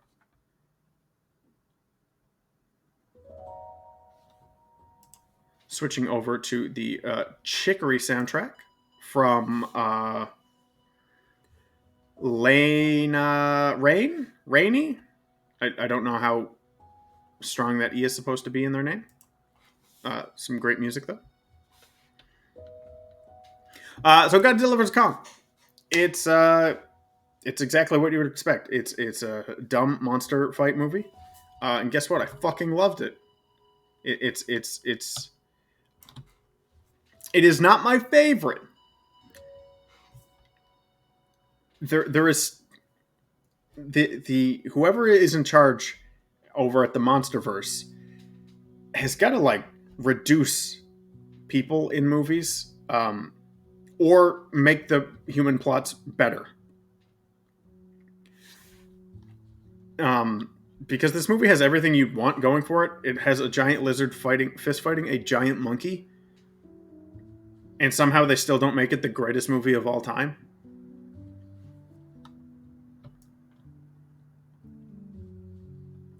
I'm gonna put it at A. I really enjoyed it, but I've got some issues with it. Great movie to watch with a group of friends, though, because, like, giant monster movies are inherently dumb, so best enjoyed with a crowd.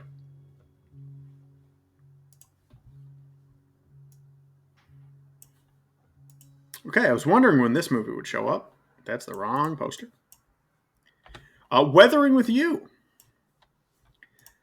So I watched Weathering with You.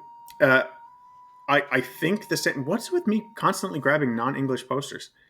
I just noticed that it says the title and it looks like the right poster.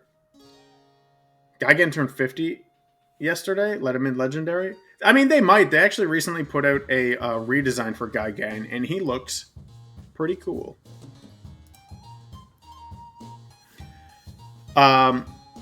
So Weathering with You, if I remember correctly, I watched on the same day as Fireworks and Words Bubble Up Like Soda Pop. Also House. Big movie day. Maybe I'm misremembering. These might have been separated by a week, but they're all like pretty close to each other. Weathering with You is easily, in my opinion, the best of the bunch. It's another slice of life drama. It is seemingly the genre. I actually guess it's just considered a romantic fantasy film, not a slice of life, so my bad.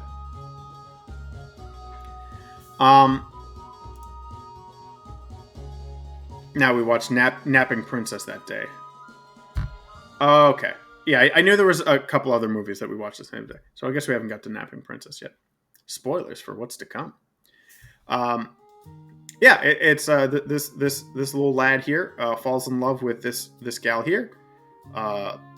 She has the ability to control the weather, and plot occurs. It's very good. I like it a lot. It's I don't want to say it's not up there with. So in recent years, there's been a couple Japanese animated movies that have kind of like broke into the mainstream a little bit, barely. Silent Voice and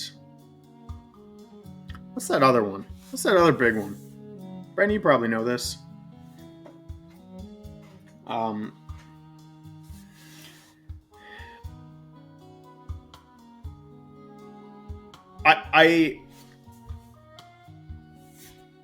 Silent Voice. Okay, I'm getting sidetracked here. What was the other movie? Silent Voice and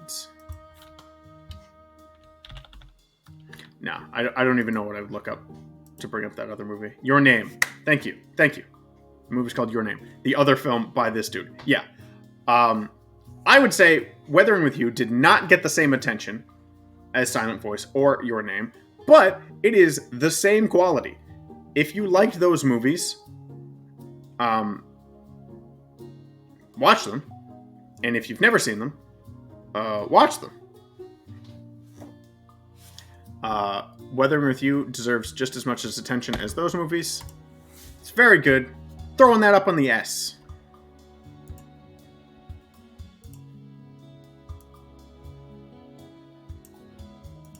Speaking of S's, man, okay, so I threw these in a randomizer, so I wasn't sure what order they were going to come in, but like, okay, Weathering with You, very good. Very good. But Mitchells and the Machines might be one of the greatest animated movies I've ever seen.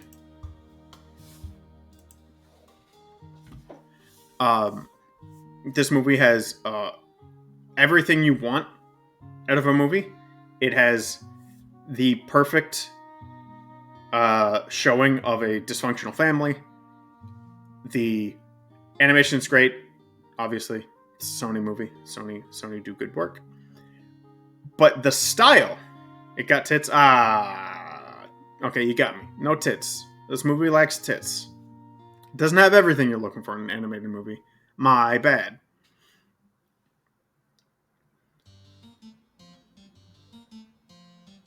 Yeah, the style of this movie is great. They tried to emulate like the notebook of this main character, so you'll see a lot of like marker textures and stuff on things. It's really good. Like, please watch this movie. Is like, I know it's getting plenty of attention. Like, it's nominated for Best Animated Feature at the Oscars and stuff, but it still feels like no one's talking about it, and I don't know why. Because it's excellent. I can't say enough good things about it. I'll probably force more people to watch it when I get the chance. Because it's just that good. This was a straight to Netflix movie, and like, shout out to them for like still releasing it on Blu-ray. I still have to sit down and watch it. Apparently it's got a ton of special features that I really want to check out. Hey, what happened to special features? I know it really just comes down to streaming services not having special features, but they really should. Apparently they put some on for one of the last Disney or Pixar movies. I think it was the last Disney movie. They put in some special features. Oh, Encanto. They put in some stuff for that on Disney+. One of the few nice things I can say about Disney. Disney's no longer my boss, so I'm going to take my fucking shots. Yeah, easy S. S, easy.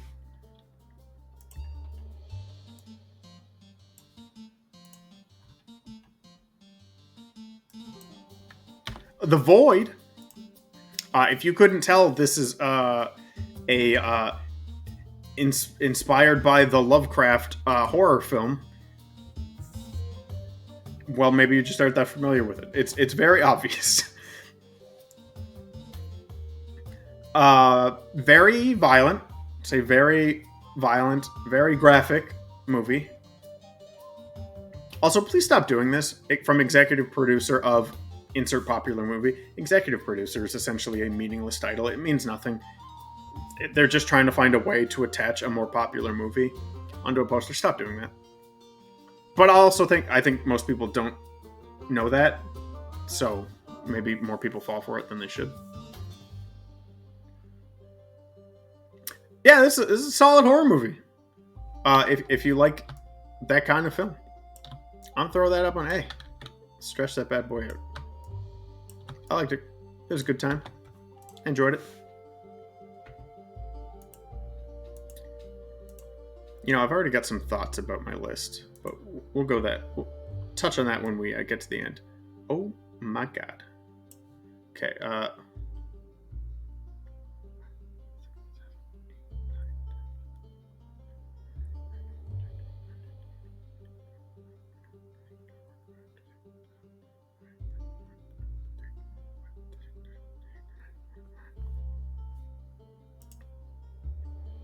I don't think fans of The Vitch transfer to The Void anyways. No, they really don't. They're completely different movies. We still have 30 movies on this list to go, by the way, and we're closing in on 2 hours.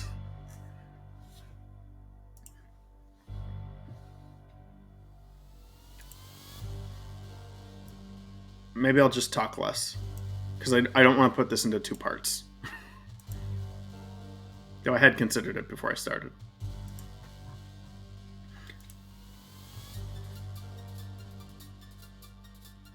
Okay, I'm actually gonna...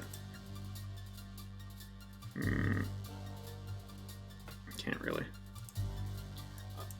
Carnage. I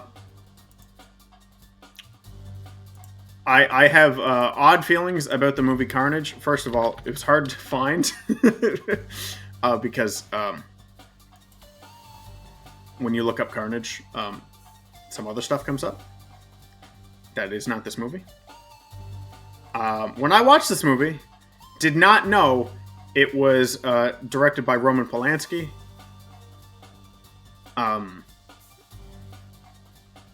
Might not have watched it if I knew that. I mean, the man's made plenty of movies since, what happened. So, yeah, maybe don't watch this movie. Judging it movie alone, it's fine. But I'm gonna... It's clearly, this would have been a better stage play. This movie was clearly a play at some point. Like, I don't actually even know this for sure, but I'm just saying, hey, this movie was definitely a play. And it probably would have been a good play. But when you attach Roman Polanski to it, I'm going to put it down here.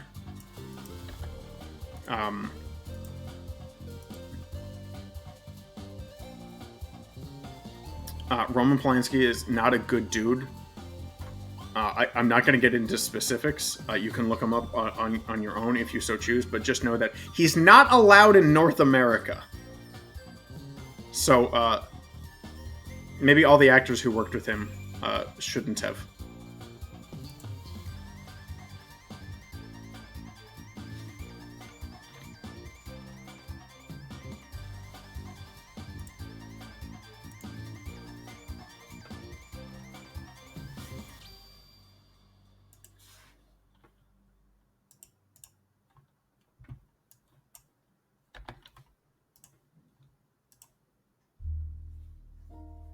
Something worse than Monster Hunter? Yeah, I mean, look, if I remove the director, it's better than Monster Hunter. Like, I'd probably put it at like a B, but having watched it, not like I would not have watched this movie if I knew Roman Polanski directed it. But I didn't know that when I watched it, so I have to fairly include it on my list. And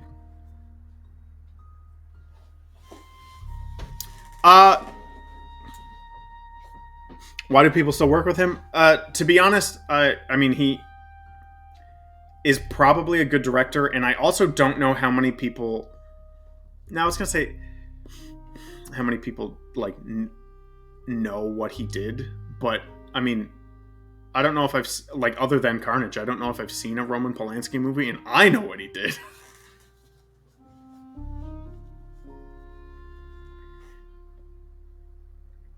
Oh, yeah, that's pretty good. Yeah, no, Brandon nailed it. Why don't ask a woman her weight, a man his salary, and an actor what petition they signed in 2009. Yeah, no, that is, that's hitting the nail on the head.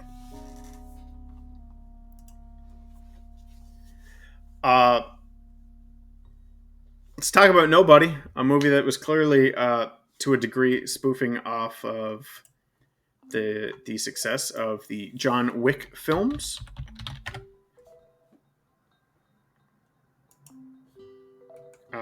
I don't think... If I remember, this was the director of Hardcore Henry, which Nobody is a significantly better movie than Hardcore Henry. I would call this movie pleasantly surprising. It I mean, yeah. Hey, it stars a nobody. That's the whole point of the movie. Is what if this nobody was actually a big, strong, tough action man? Which is what I thought I was gonna get, and to an extent, it is. But it's Bob Odenkirk surprisingly gets his ass kicked for large portions of this movie, which I actually like. It's a little more believable when your old guy who's out of the game loses a bunch. I like that. Probably put it in the B.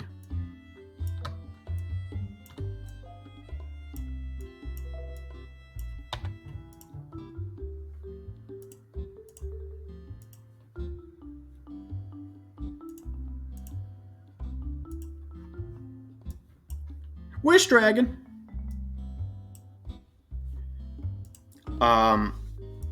Similar to Vivo, this is another Sony animated movie that just didn't get a lot of push. I guess, now that I'm thinking about it, it might have something to do with, I think Vivo and Wish Dragon are both, I think, smaller budget titles, so they weren't pushing them as much. Were they budget titles because they were dealing with non-white people? I can't say, but maybe. There's a good chance that's why.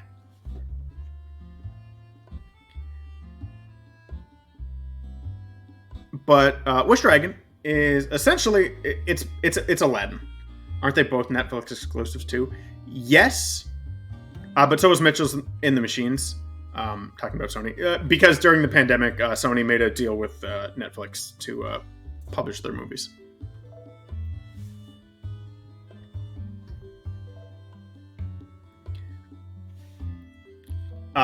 Yeah, Wish Dragon is essentially Aladdin, and I'm gonna say it. It's better than Aladdin. I like this more than the big Disney movie that everybody loves, Aladdin. This is just better. It's a very similar plot, but better. The titular Wish Dragon is just animated beautifully. He is so much fun. There's a character in this movie who never uses his hands. He's all feet, and that leads for some great character animation. Solid film. From the Academy Award-winning producer of Shrek, which means nothing. Great movie. Big fan.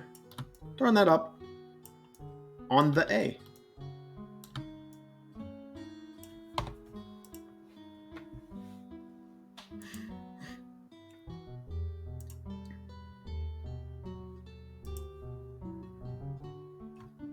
Back to Osgood Perkins. A getting a little full. Yeah, that happens. We'll talk about that later when I get to the end. So, The Blackout's Daughter is a film by Oz Perkins, the person who did I Am the Pretty Thing That Lives in the Walls, or whatever the movie is called. Really long title. I watched The Blackout's Daughter first. I really like this movie. Which is what led me to then watch other things Oz Perkins has done. And, yeah. This movie, I think, suffered from this movie being much better. I'm definitely throwing this bad boy up in the A as well. And I think, actually, I'm going to start shrinking these down even smaller and then putting them back at the beginning. Because I don't have a choice. Running out of space. Oh no, they're actually getting too small to grab. Uh-oh. Yeah, just do this. I just need them there so I know where they were, so when I make a prettier list, I can make everything a uniform size.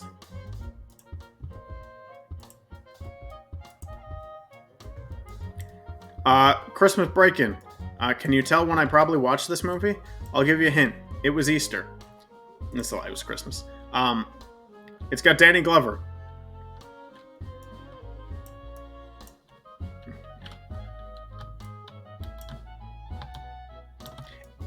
I want to say this movie is a D, if I'm being honest. I did not enjoy it at all. But there is... Look, I like Christmas, and Christmas has got a little bit of magic that I like. There's not that many bad Christmas movies. They're just like they're on while you're getting drunk and yelling at your uncle.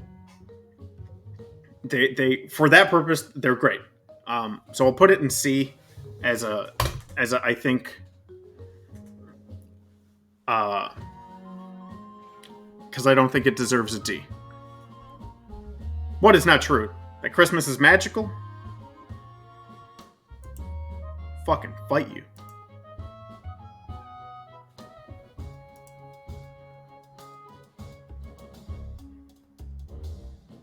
There are bad. Oh no. There are bad Christmas movies. We'll get to them later because there's one on my list that I did not like at all. But for the most part, your generic family Christmas movie are all like pretty like they're fine. Like they're not good, they're not bad. I particularly didn't like that one, so I don't feel like it deserved a B. So I'm giving it a C. What movie was next? Last night.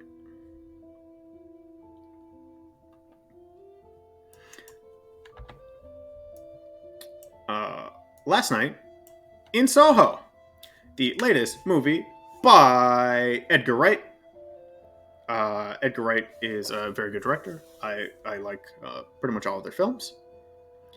It stars this actress, Thomasin McKenzie, apparently. I didn't remember her name. I mostly knew that Anya Taylor-Joy was in it. She's cool. I like her. And Matt Smith. Matt Smith is in it too. Look, there he is. Look, Matt Smith. Like all Edgar Wright movies, this movie is full of style.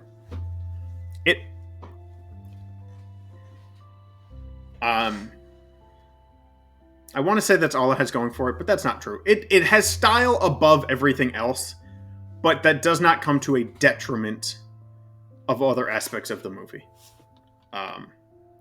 There's some really great scenes in this movie, and hey, what a surprise! It goes into the overfilled category.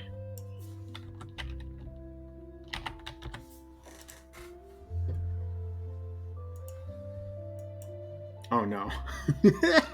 Oh no. Not this movie.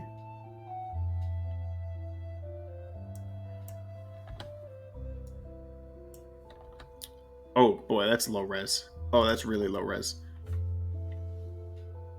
Hotel Artemis. A movie that came and went pretty quickly. I think it was in theaters for like a week. No one paid attention to it. I like it a lot. Jodie Foster plays a doctor who's like a off the books, off the radar doctor of like, look, I'm not going to ask questions of why you've been shot 117 times. She'll just fix you up. No questions asked. Her muscle that keeps everything in order is Bautista. Dave Bautista is a good actor. He plays the Drax in the Guardians of the Galaxy. Just now he doesn't have a bunch of paint on his face and body. Solid flick. I liked it a lot. The character Jodie Foster plays. Actually, is it even Jodie Foster? I said that so confidently. Yeah, it is. Yeah, it is. I knew it was confident for a reason. Yeah, her character is great. Does Jeff Goldblum scream in this one? No, he does not, unfortunately. Oh wait, no, does he? I actually don't remember. Oh, but yeah, Jeff Goldblum. This is Jeff Goldblum. You can't tell because he's his resolution does not exist. Solid movie. Focused on a hospital. I think Jodie Foster pretty much carries this whole movie. Her character's great.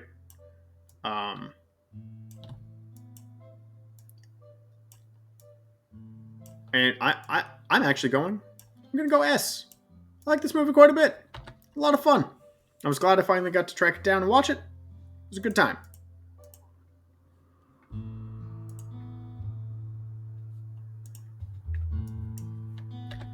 The Autopsy of Jane Doe.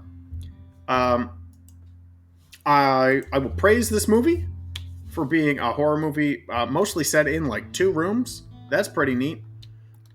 But outside of that, it's just fine. Um, Probably going in the B. We'll throw it in the B. If you like horror, watch it. If you don't, don't. It's pretty much my review for most horror movies.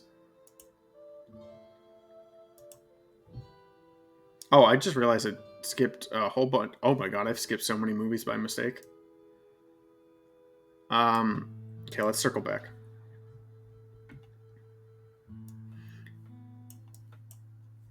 Spider-Man. Look, it's Spider-Man. No Way Home. Uh, hey, it's a Spider-Man movie. It's another Spider-Man movie. I think those John Watts directed Spider-Man movies are pretty good. Uh, this is at the end of the day, it is an MCU movie. Yeah, yeah. This movie is. I clapped when I saw it. Uh, Willem Dafoe returning as Green Goblin, great. He does great in the role. It's nice to see Toby again. Um, I've only watched the first Andrew Garfield Spider-Man, so I don't have the attachment to him. But I don't know, he did a good job in this movie. I'm gonna throw it in the A. All the people saying it's like the greatest movie of all time. Please watch more movies. But as a popcorn action superhero flick, pretty solid. Like of the MCU stuff, it's the higher tier MCU. At the end of the day, it's still an MCU movie though, so it's definitely not getting an S.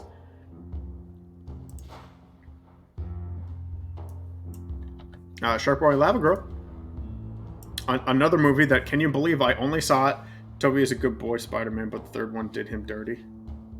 I disagree, madam. I think Spider-Man 3 is great. Yeah, Shark Boy Lava Girl. Saw it for the first time this year. I still remember I was eating fish and chips when I watched this movie. It's the type of movie this is. I remember what... This is the only movie on this list that I could tell you what I was eating when I was watching the movie. It tells you it's a special movie. It stars Taylor Lautner and a girl. I don't remember her name.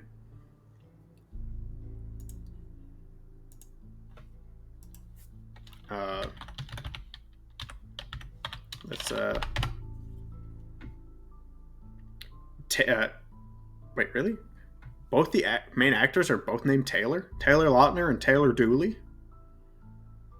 Alright.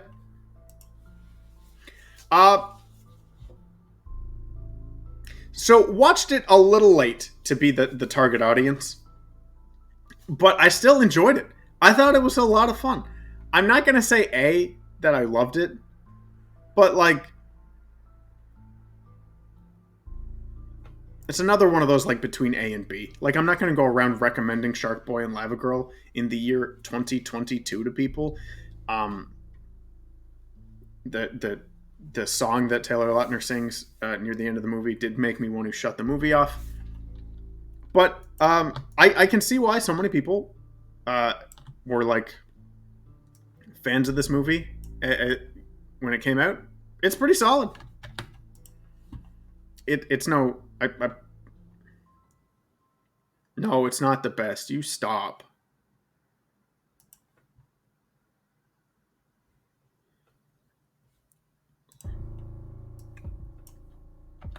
Red Notice, the epitome of I had to find a movie that the whole family could watch.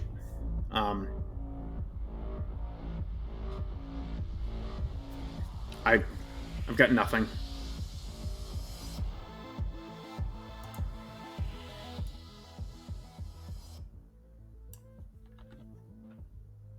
I have nothing to really say about this movie. It was fine. It served its purpose of it kept family from arguing for 2 hours. So I guess I'll put it in the B. It was just fine. Oh, B's getting a little full too.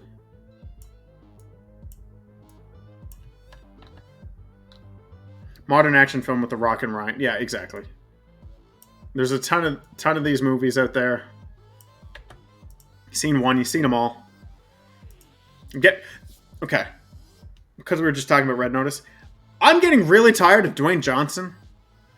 If people could stop hiring him, that would be ideal.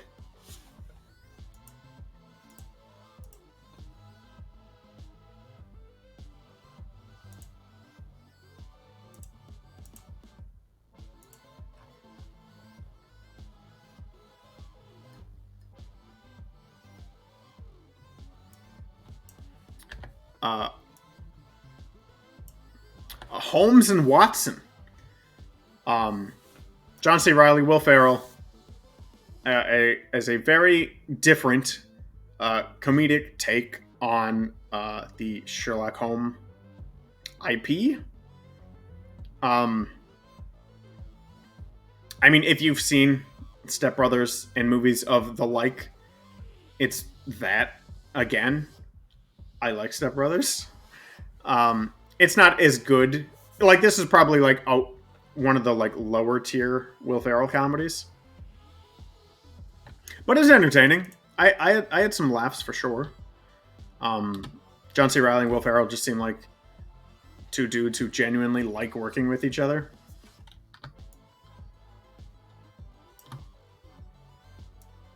No, get the whole picture. I'll throw that in the B as well.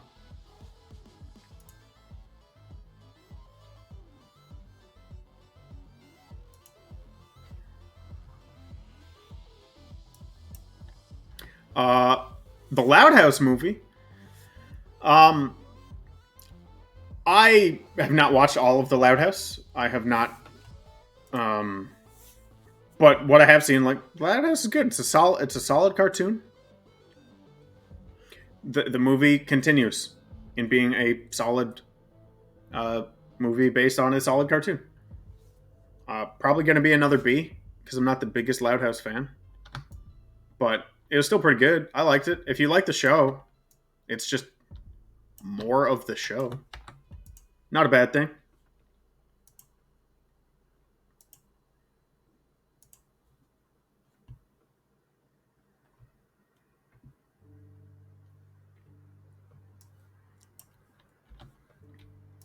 You have to merge some more layers here in a second. Guns Akimbo. Harry Potter. Red Notice has 2 sequels confirmed. Oh, God. Guns Akimbo is Harry Potter got handguns nailed to his fingers, and so he just has guns for hands. Hijinks ensues. Some real good physical comedy in this by Daniel Radcliffe. It's a fun watch.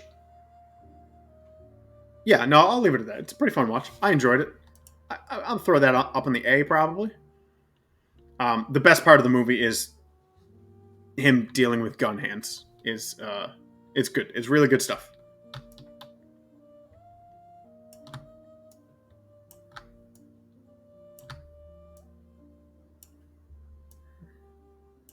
Sure, that'll do.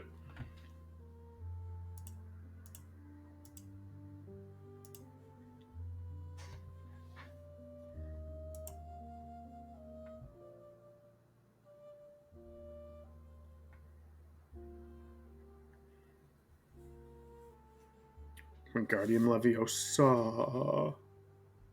Yeah, I feel bad for Daniel Radcliffe. You know, he's never getting away from Harry Potter. I mean, I guess to be fair, neither is almost anyone else in that cast. What movie? What movie's next?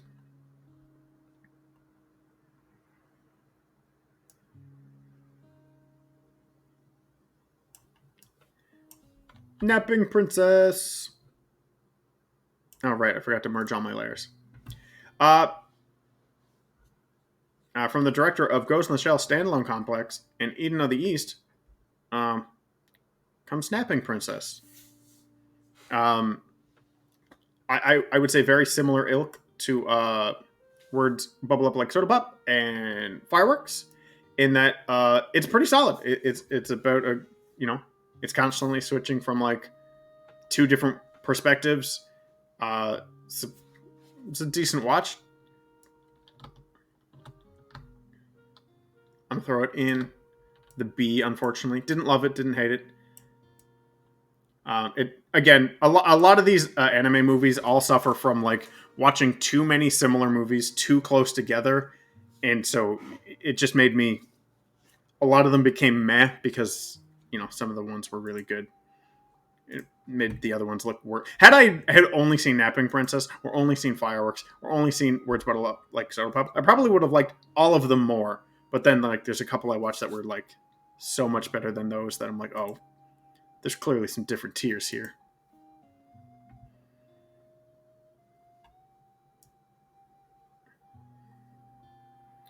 Oh, okay.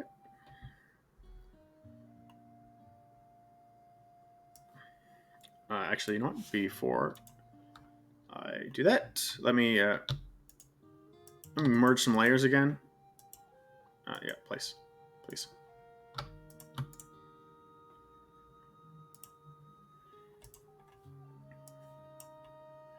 Parasite.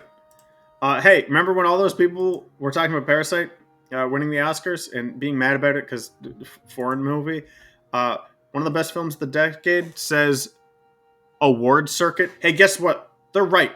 Parasite is legitimately one of the best movies I've ever seen. Parasite is amazing. I saw it very early last year. I don't remember the exact date, but it was January for sure. And it's really weird watching a movie in January before you've watched the bulk of every movie you've seen this year, and you go, this will be one of my favorite movies of the year, without a doubt.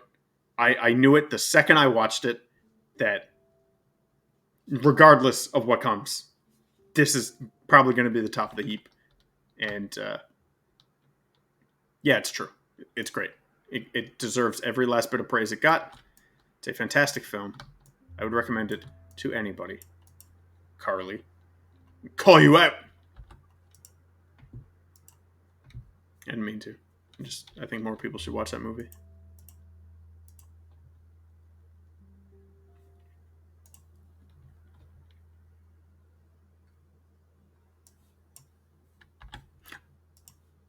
Lou, Over the Wall. Another Japanese animated film.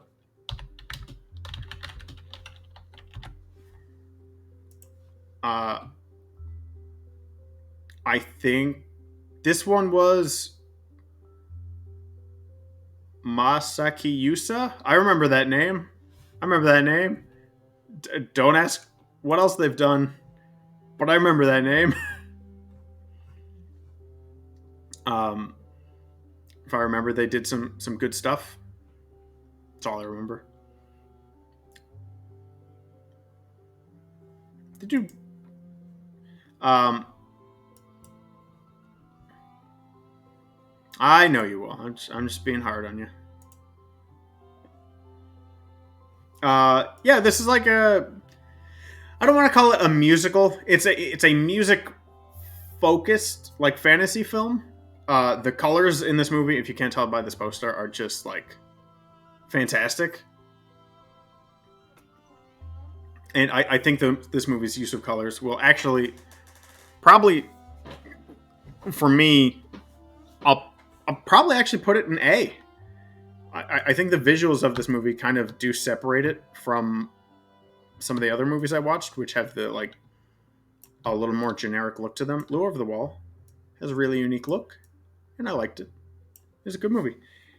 Masaki Yusa also did Izuken, Tatami Galaxy, Devilman Crybaby, and WTF Japan First Kiss. Ah, I know two of those, being First Kiss and Devilman Crybaby.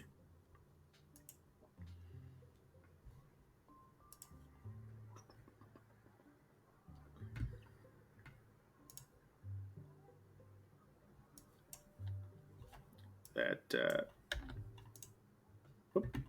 oh, it didn't place properly. Psycho Gorman. Heartwarming and heart ripping, says I Horror. I kind of agree. Little Girl Big Psycho. This movie is like, it's something special. The actual anime is called Kemi no Zume, but I know what you've seen from it. Ah. Um, yeah, this movie is it's kind of a genre of movie you've seen before that I can't think of. Yeah, yeah, it's basically Billy and Mandy. That's probably the best way to put it. Thank you. It's basically hey, you know those movies where a kid finds like a fun magical companion and they have wacky hijinks. Well, what if that fun magical companion was this fucking demon um, who can just do like unspeakable evils to people? It's an incredible dynamic having Psycho Gorman like having to listen to this girl. Also, I don't know this actress's name, but like she's great as like the character she plays is she does a great job. This brain, great, love him. Some great monster designs in this movie. Uh, it's not a horror movie. Um, it might be considered horror because like it's gory. Okay, it's considered horror comedy. Um, Trauma, but less stupid. The kind of thing you'd catch at the VHS store or on TV. Yeah, that's pretty accurate. It's definitely not for everyone type of movie, but if that type of like if gore doesn't bother you and like the weird power dynamic of this like demon king murder man listening to children is a funny dynamic, then yeah, check it out. It's a good movie. I'm throwing it on S. Psycho Gorman was a great watch.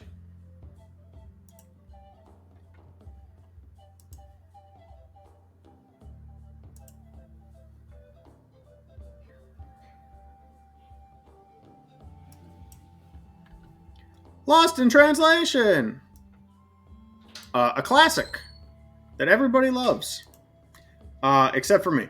I thought this movie was kind of dry. I'm sorry, Amy. I know a lot of people like it.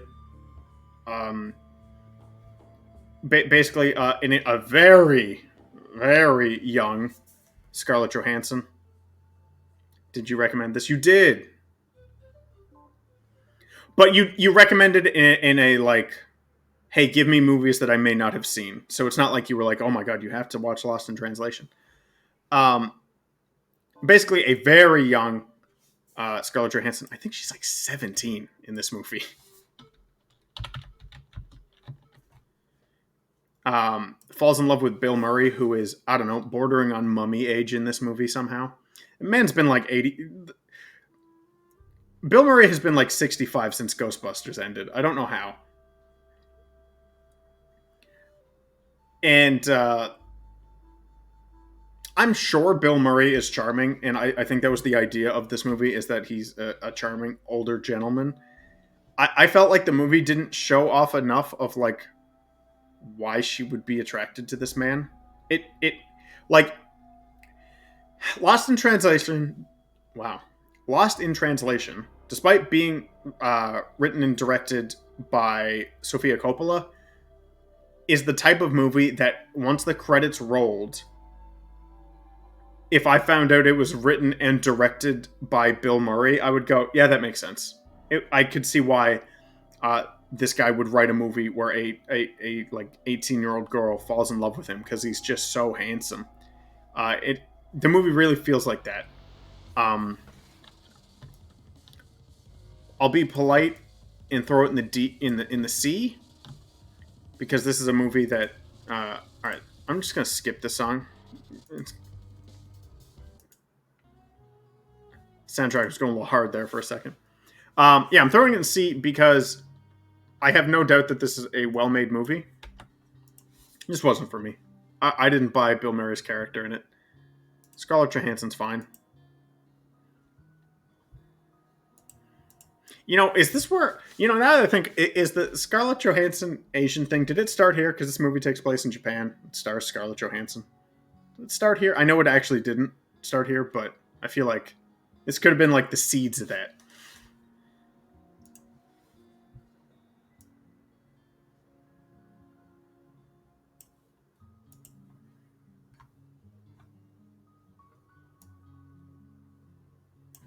Uh, mentioned it earlier that no such thing as a bad Christmas movie. Hey, guess what? There is. The Man Who Invented Christmas. Uh, very boring, very dull. Have almost no good things to say about it. Um, Dan Stevens is in it. That's something. I'm actually gonna put this in D. I thought this was boring enough, and there's enough Christmas movies. They're a dime a dozen that like you have no reason to watch A Man Who Invented Christmas.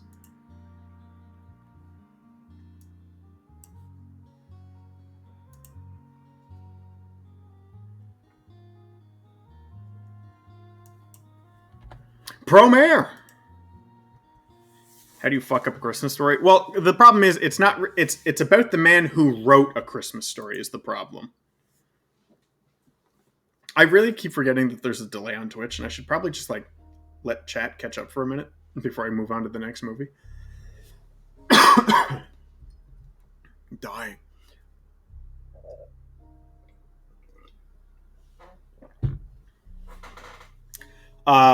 Yeah, Promare. Hey, guess what? I'm a big Trigger stan. Everything Trigger touches is pretty much gold. I think this was their first feature film, and they hit it out of the park. It's firefighters on like the most anime of anime steroids. The colors in this movie are off the wall. They're so goddamn good. I mean, it's essentially let's bring in a bunch of like pre-existing Trigger characters. It's not really like that's clearly just Gurren Lagann. That's just Gamagori from Kill la Kill. Like it's a lot of imagery you've seen before from Trigger. Just done well. It's this movie is fantastic. Throwing that up an S. Technically, you could call the Little Witch Academia OVA's films. Yeah, that's true. That's true. Little Witch Academia also pretty good.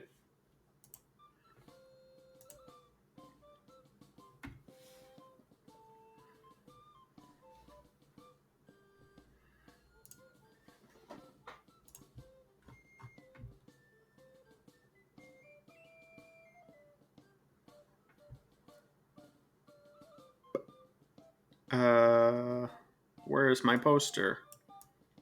Oh, I probably put it under this.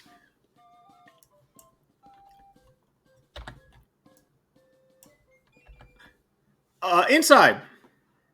Bo Burnham, Inside. I debated putting this on my list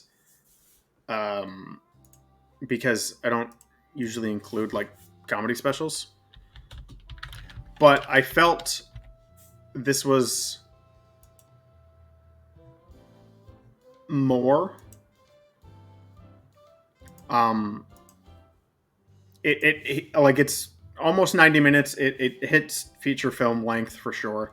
And I felt like there was enough done here that this wasn't just a comedy special. It was barely a comedy special.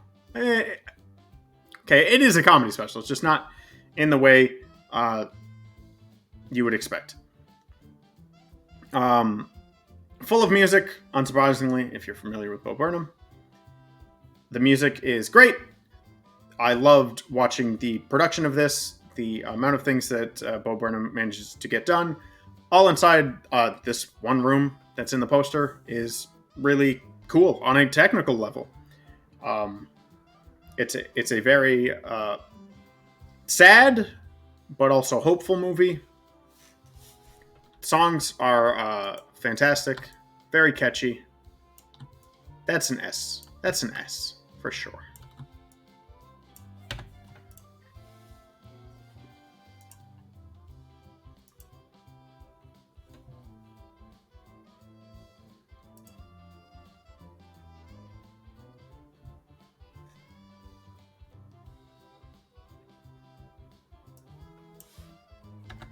Peppermint Milkshake.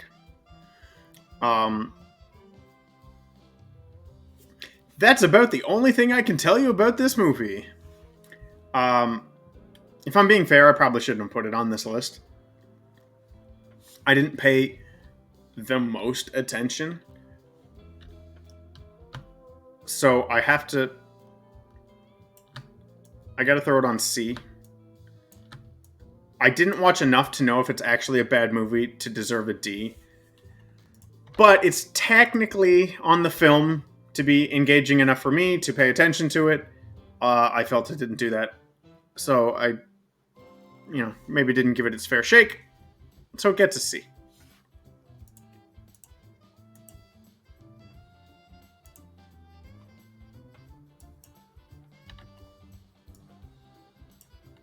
Nightmare Alley, the latest film by Guillermo del Toro, is it's pretty good until it's not.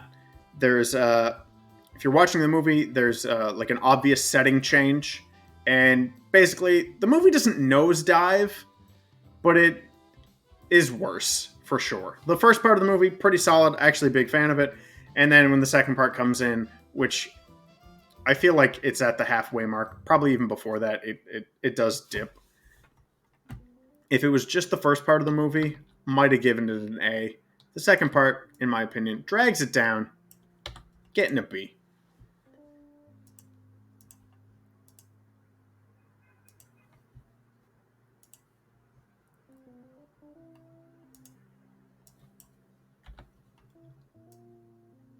We Can Be Heroes, the sequel to Shark Boy and Lava Girl, and actually the whole reason I watched Shark Boy and Lava Girl to begin with, because I thought it was weird that they were making a sequel to this movie so many years after the fact, that I was like, well, I have to check this out. And which meant I had to watch the original. This is pretty fun. I like that. Like what's going on here. It's pretty good.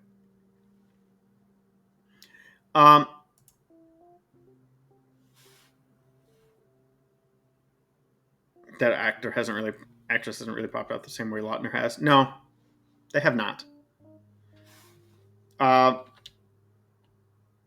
Yeah, so all about a bunch of kids who are all superheroes. It's a much less focused piece, as you can see. It's kind of like an ensemble deal. Um, it's fine, but I'm gonna give it a C. There's like some redeeming qualities. I think of movies like Sky High. Do you remember Sky High? I thought it was not as good, and maybe that's a. I can't even say it's nostalgia goggles because it's not like I'm a big Sky High mark. But I felt like we've seen movies do that before, and I just thought other movies have done it better. The BHA movie, what the hell is that?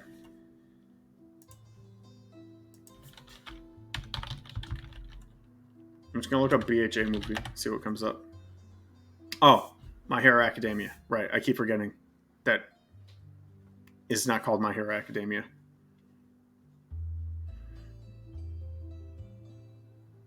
Yeah, I've never seen anything from My Hero Academia. I'm a fake anime fan. Uh oh.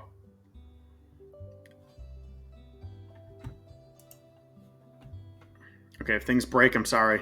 Things might break here.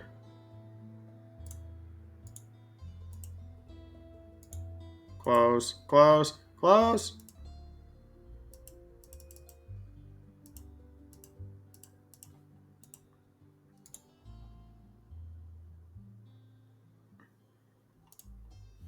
Sorry, I opened something I wasn't supposed to. Sky High, the My Hero Macadamia Nut movie. Oh, okay.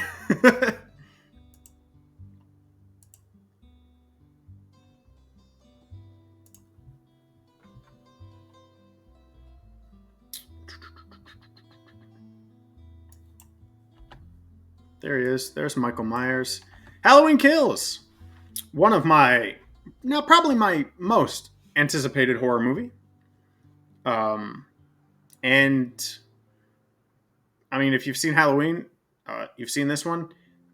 This is I'm not the biggest, like, I like Halloween, but I have not seen most of them. I've seen the original Halloween, and I've seen Halloween 2 like once. But that 2018 movie, I think, is pretty good. And so I was pretty excited for the sequel. The sequel is worse. Um, as is often the case in the trilogy, the second movie tends to just kind of be a filler movie to just try to bridge the gaps between the plot that they want to do for the second or the first and third movie. Uh, I'll be curious what my opinions on are as the trilogy as a whole when the third one comes out. But Halloween Kills is I'm gonna put a B. It was, and maybe if I was mid on the original Halloween or the 2018 Halloween and came in with less expectations, maybe I would have liked Halloween Kills more. But coming off the back of a movie, I thought that was better. Did not live up to my expectations, so I will give it a B because it was still fine. Like, if you liked the first one, I would say watch the sequel for sure. But I'm just curious to see where it goes in the future.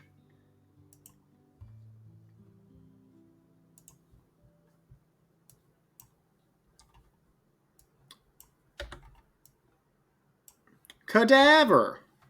If you couldn't tell by the spelling, it's not an English film. I want to say it's German.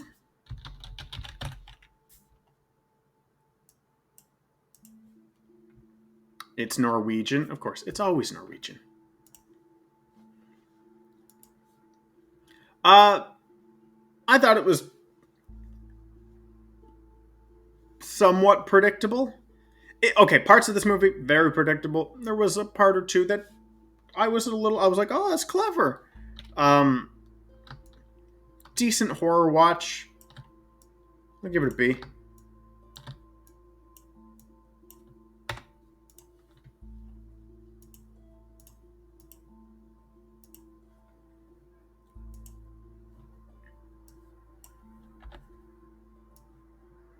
A Hole in the Ground. Uh,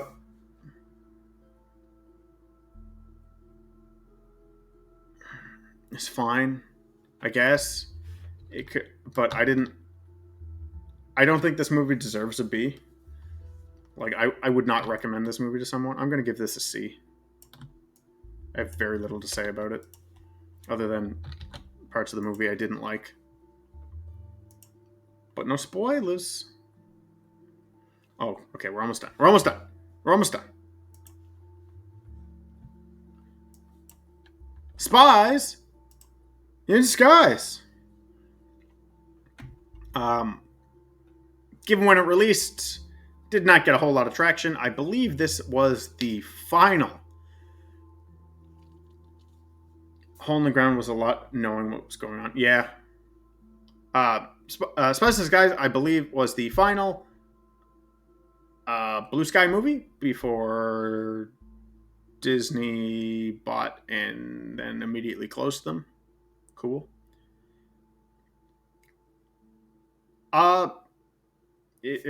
Will Smith is a pigeon. We could get into the broader topic of why is it always POCs in animated movies aren't allowed to be, stay in their own skin. They always turn into wacky animal character. It's not a good trope, but ignoring that trope, it was fine. I'm going to give it a B. I mean, not ignoring that trope, but it's like, I don't know. The actor still agreed to do the movie, so it's not the most harmful thing. But it is a problem. Keep an eye out for it. It happens more than you think.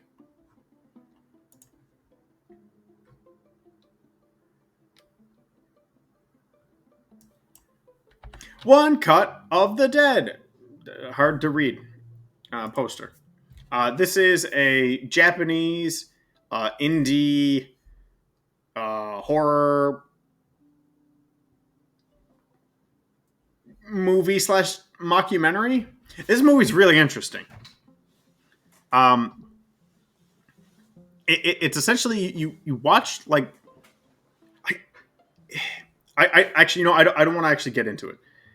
It's a very tame horror movie that really deals with a lot of like you know troubles with indie filmmaking and dealing with lower budgets and just dealing with that kind of stuff. It was really fun to watch. I really enjoyed it. I'd recommend it. I'm gonna give that a A.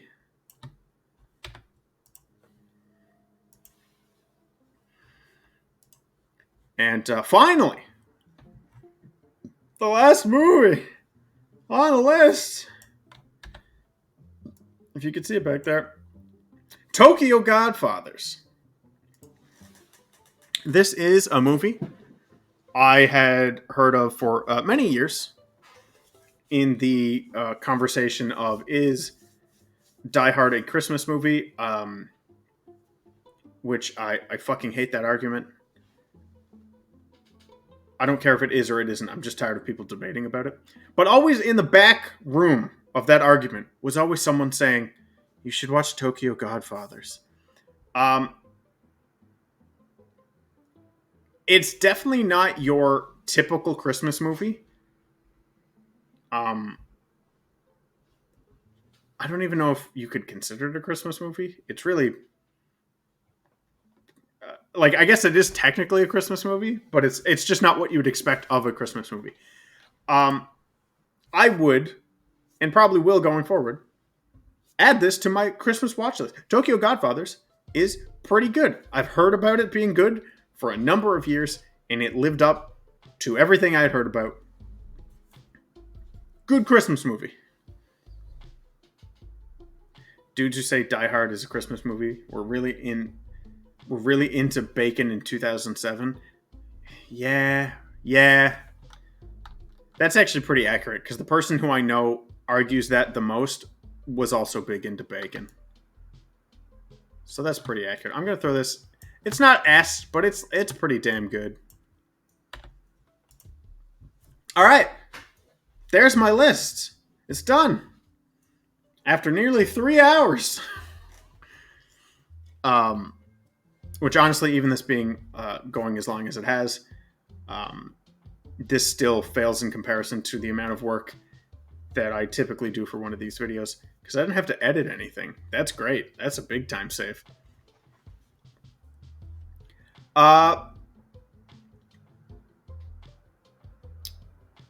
Yeah, watched a lot of movies. I think 2021, I watched the most movies I'd ever had in a single year. Obviously, this list doesn't include rewatches or anything like that.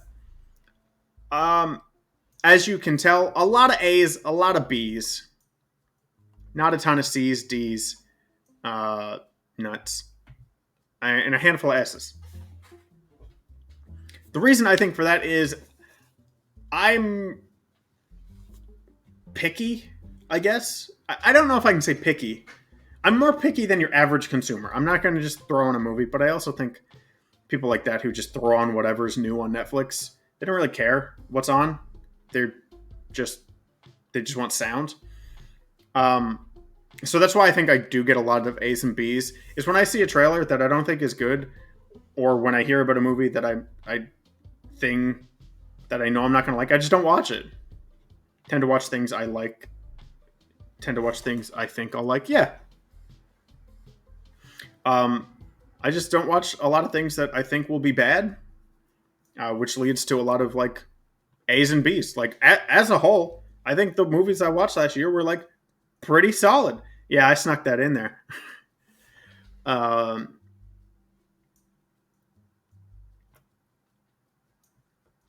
Like the movies that are bad are the ones that, like Monster Hunter, I knew was going to be bad. Space Jam, I knew was going to be bad.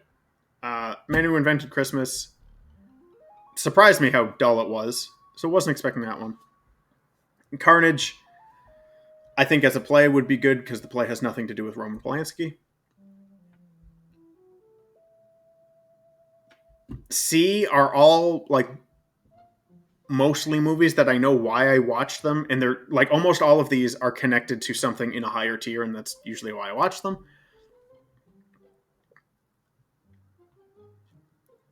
Yeah, movies are just a good time,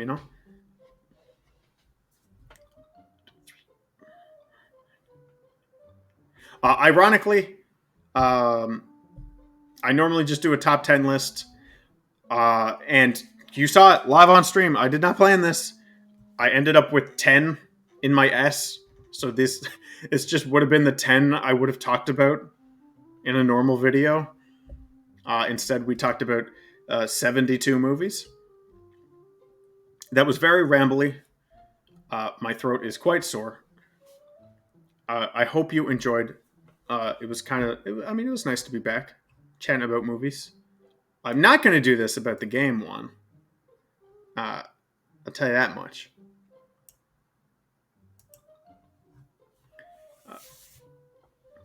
But yeah, it was a good time. I had fun. Thank you.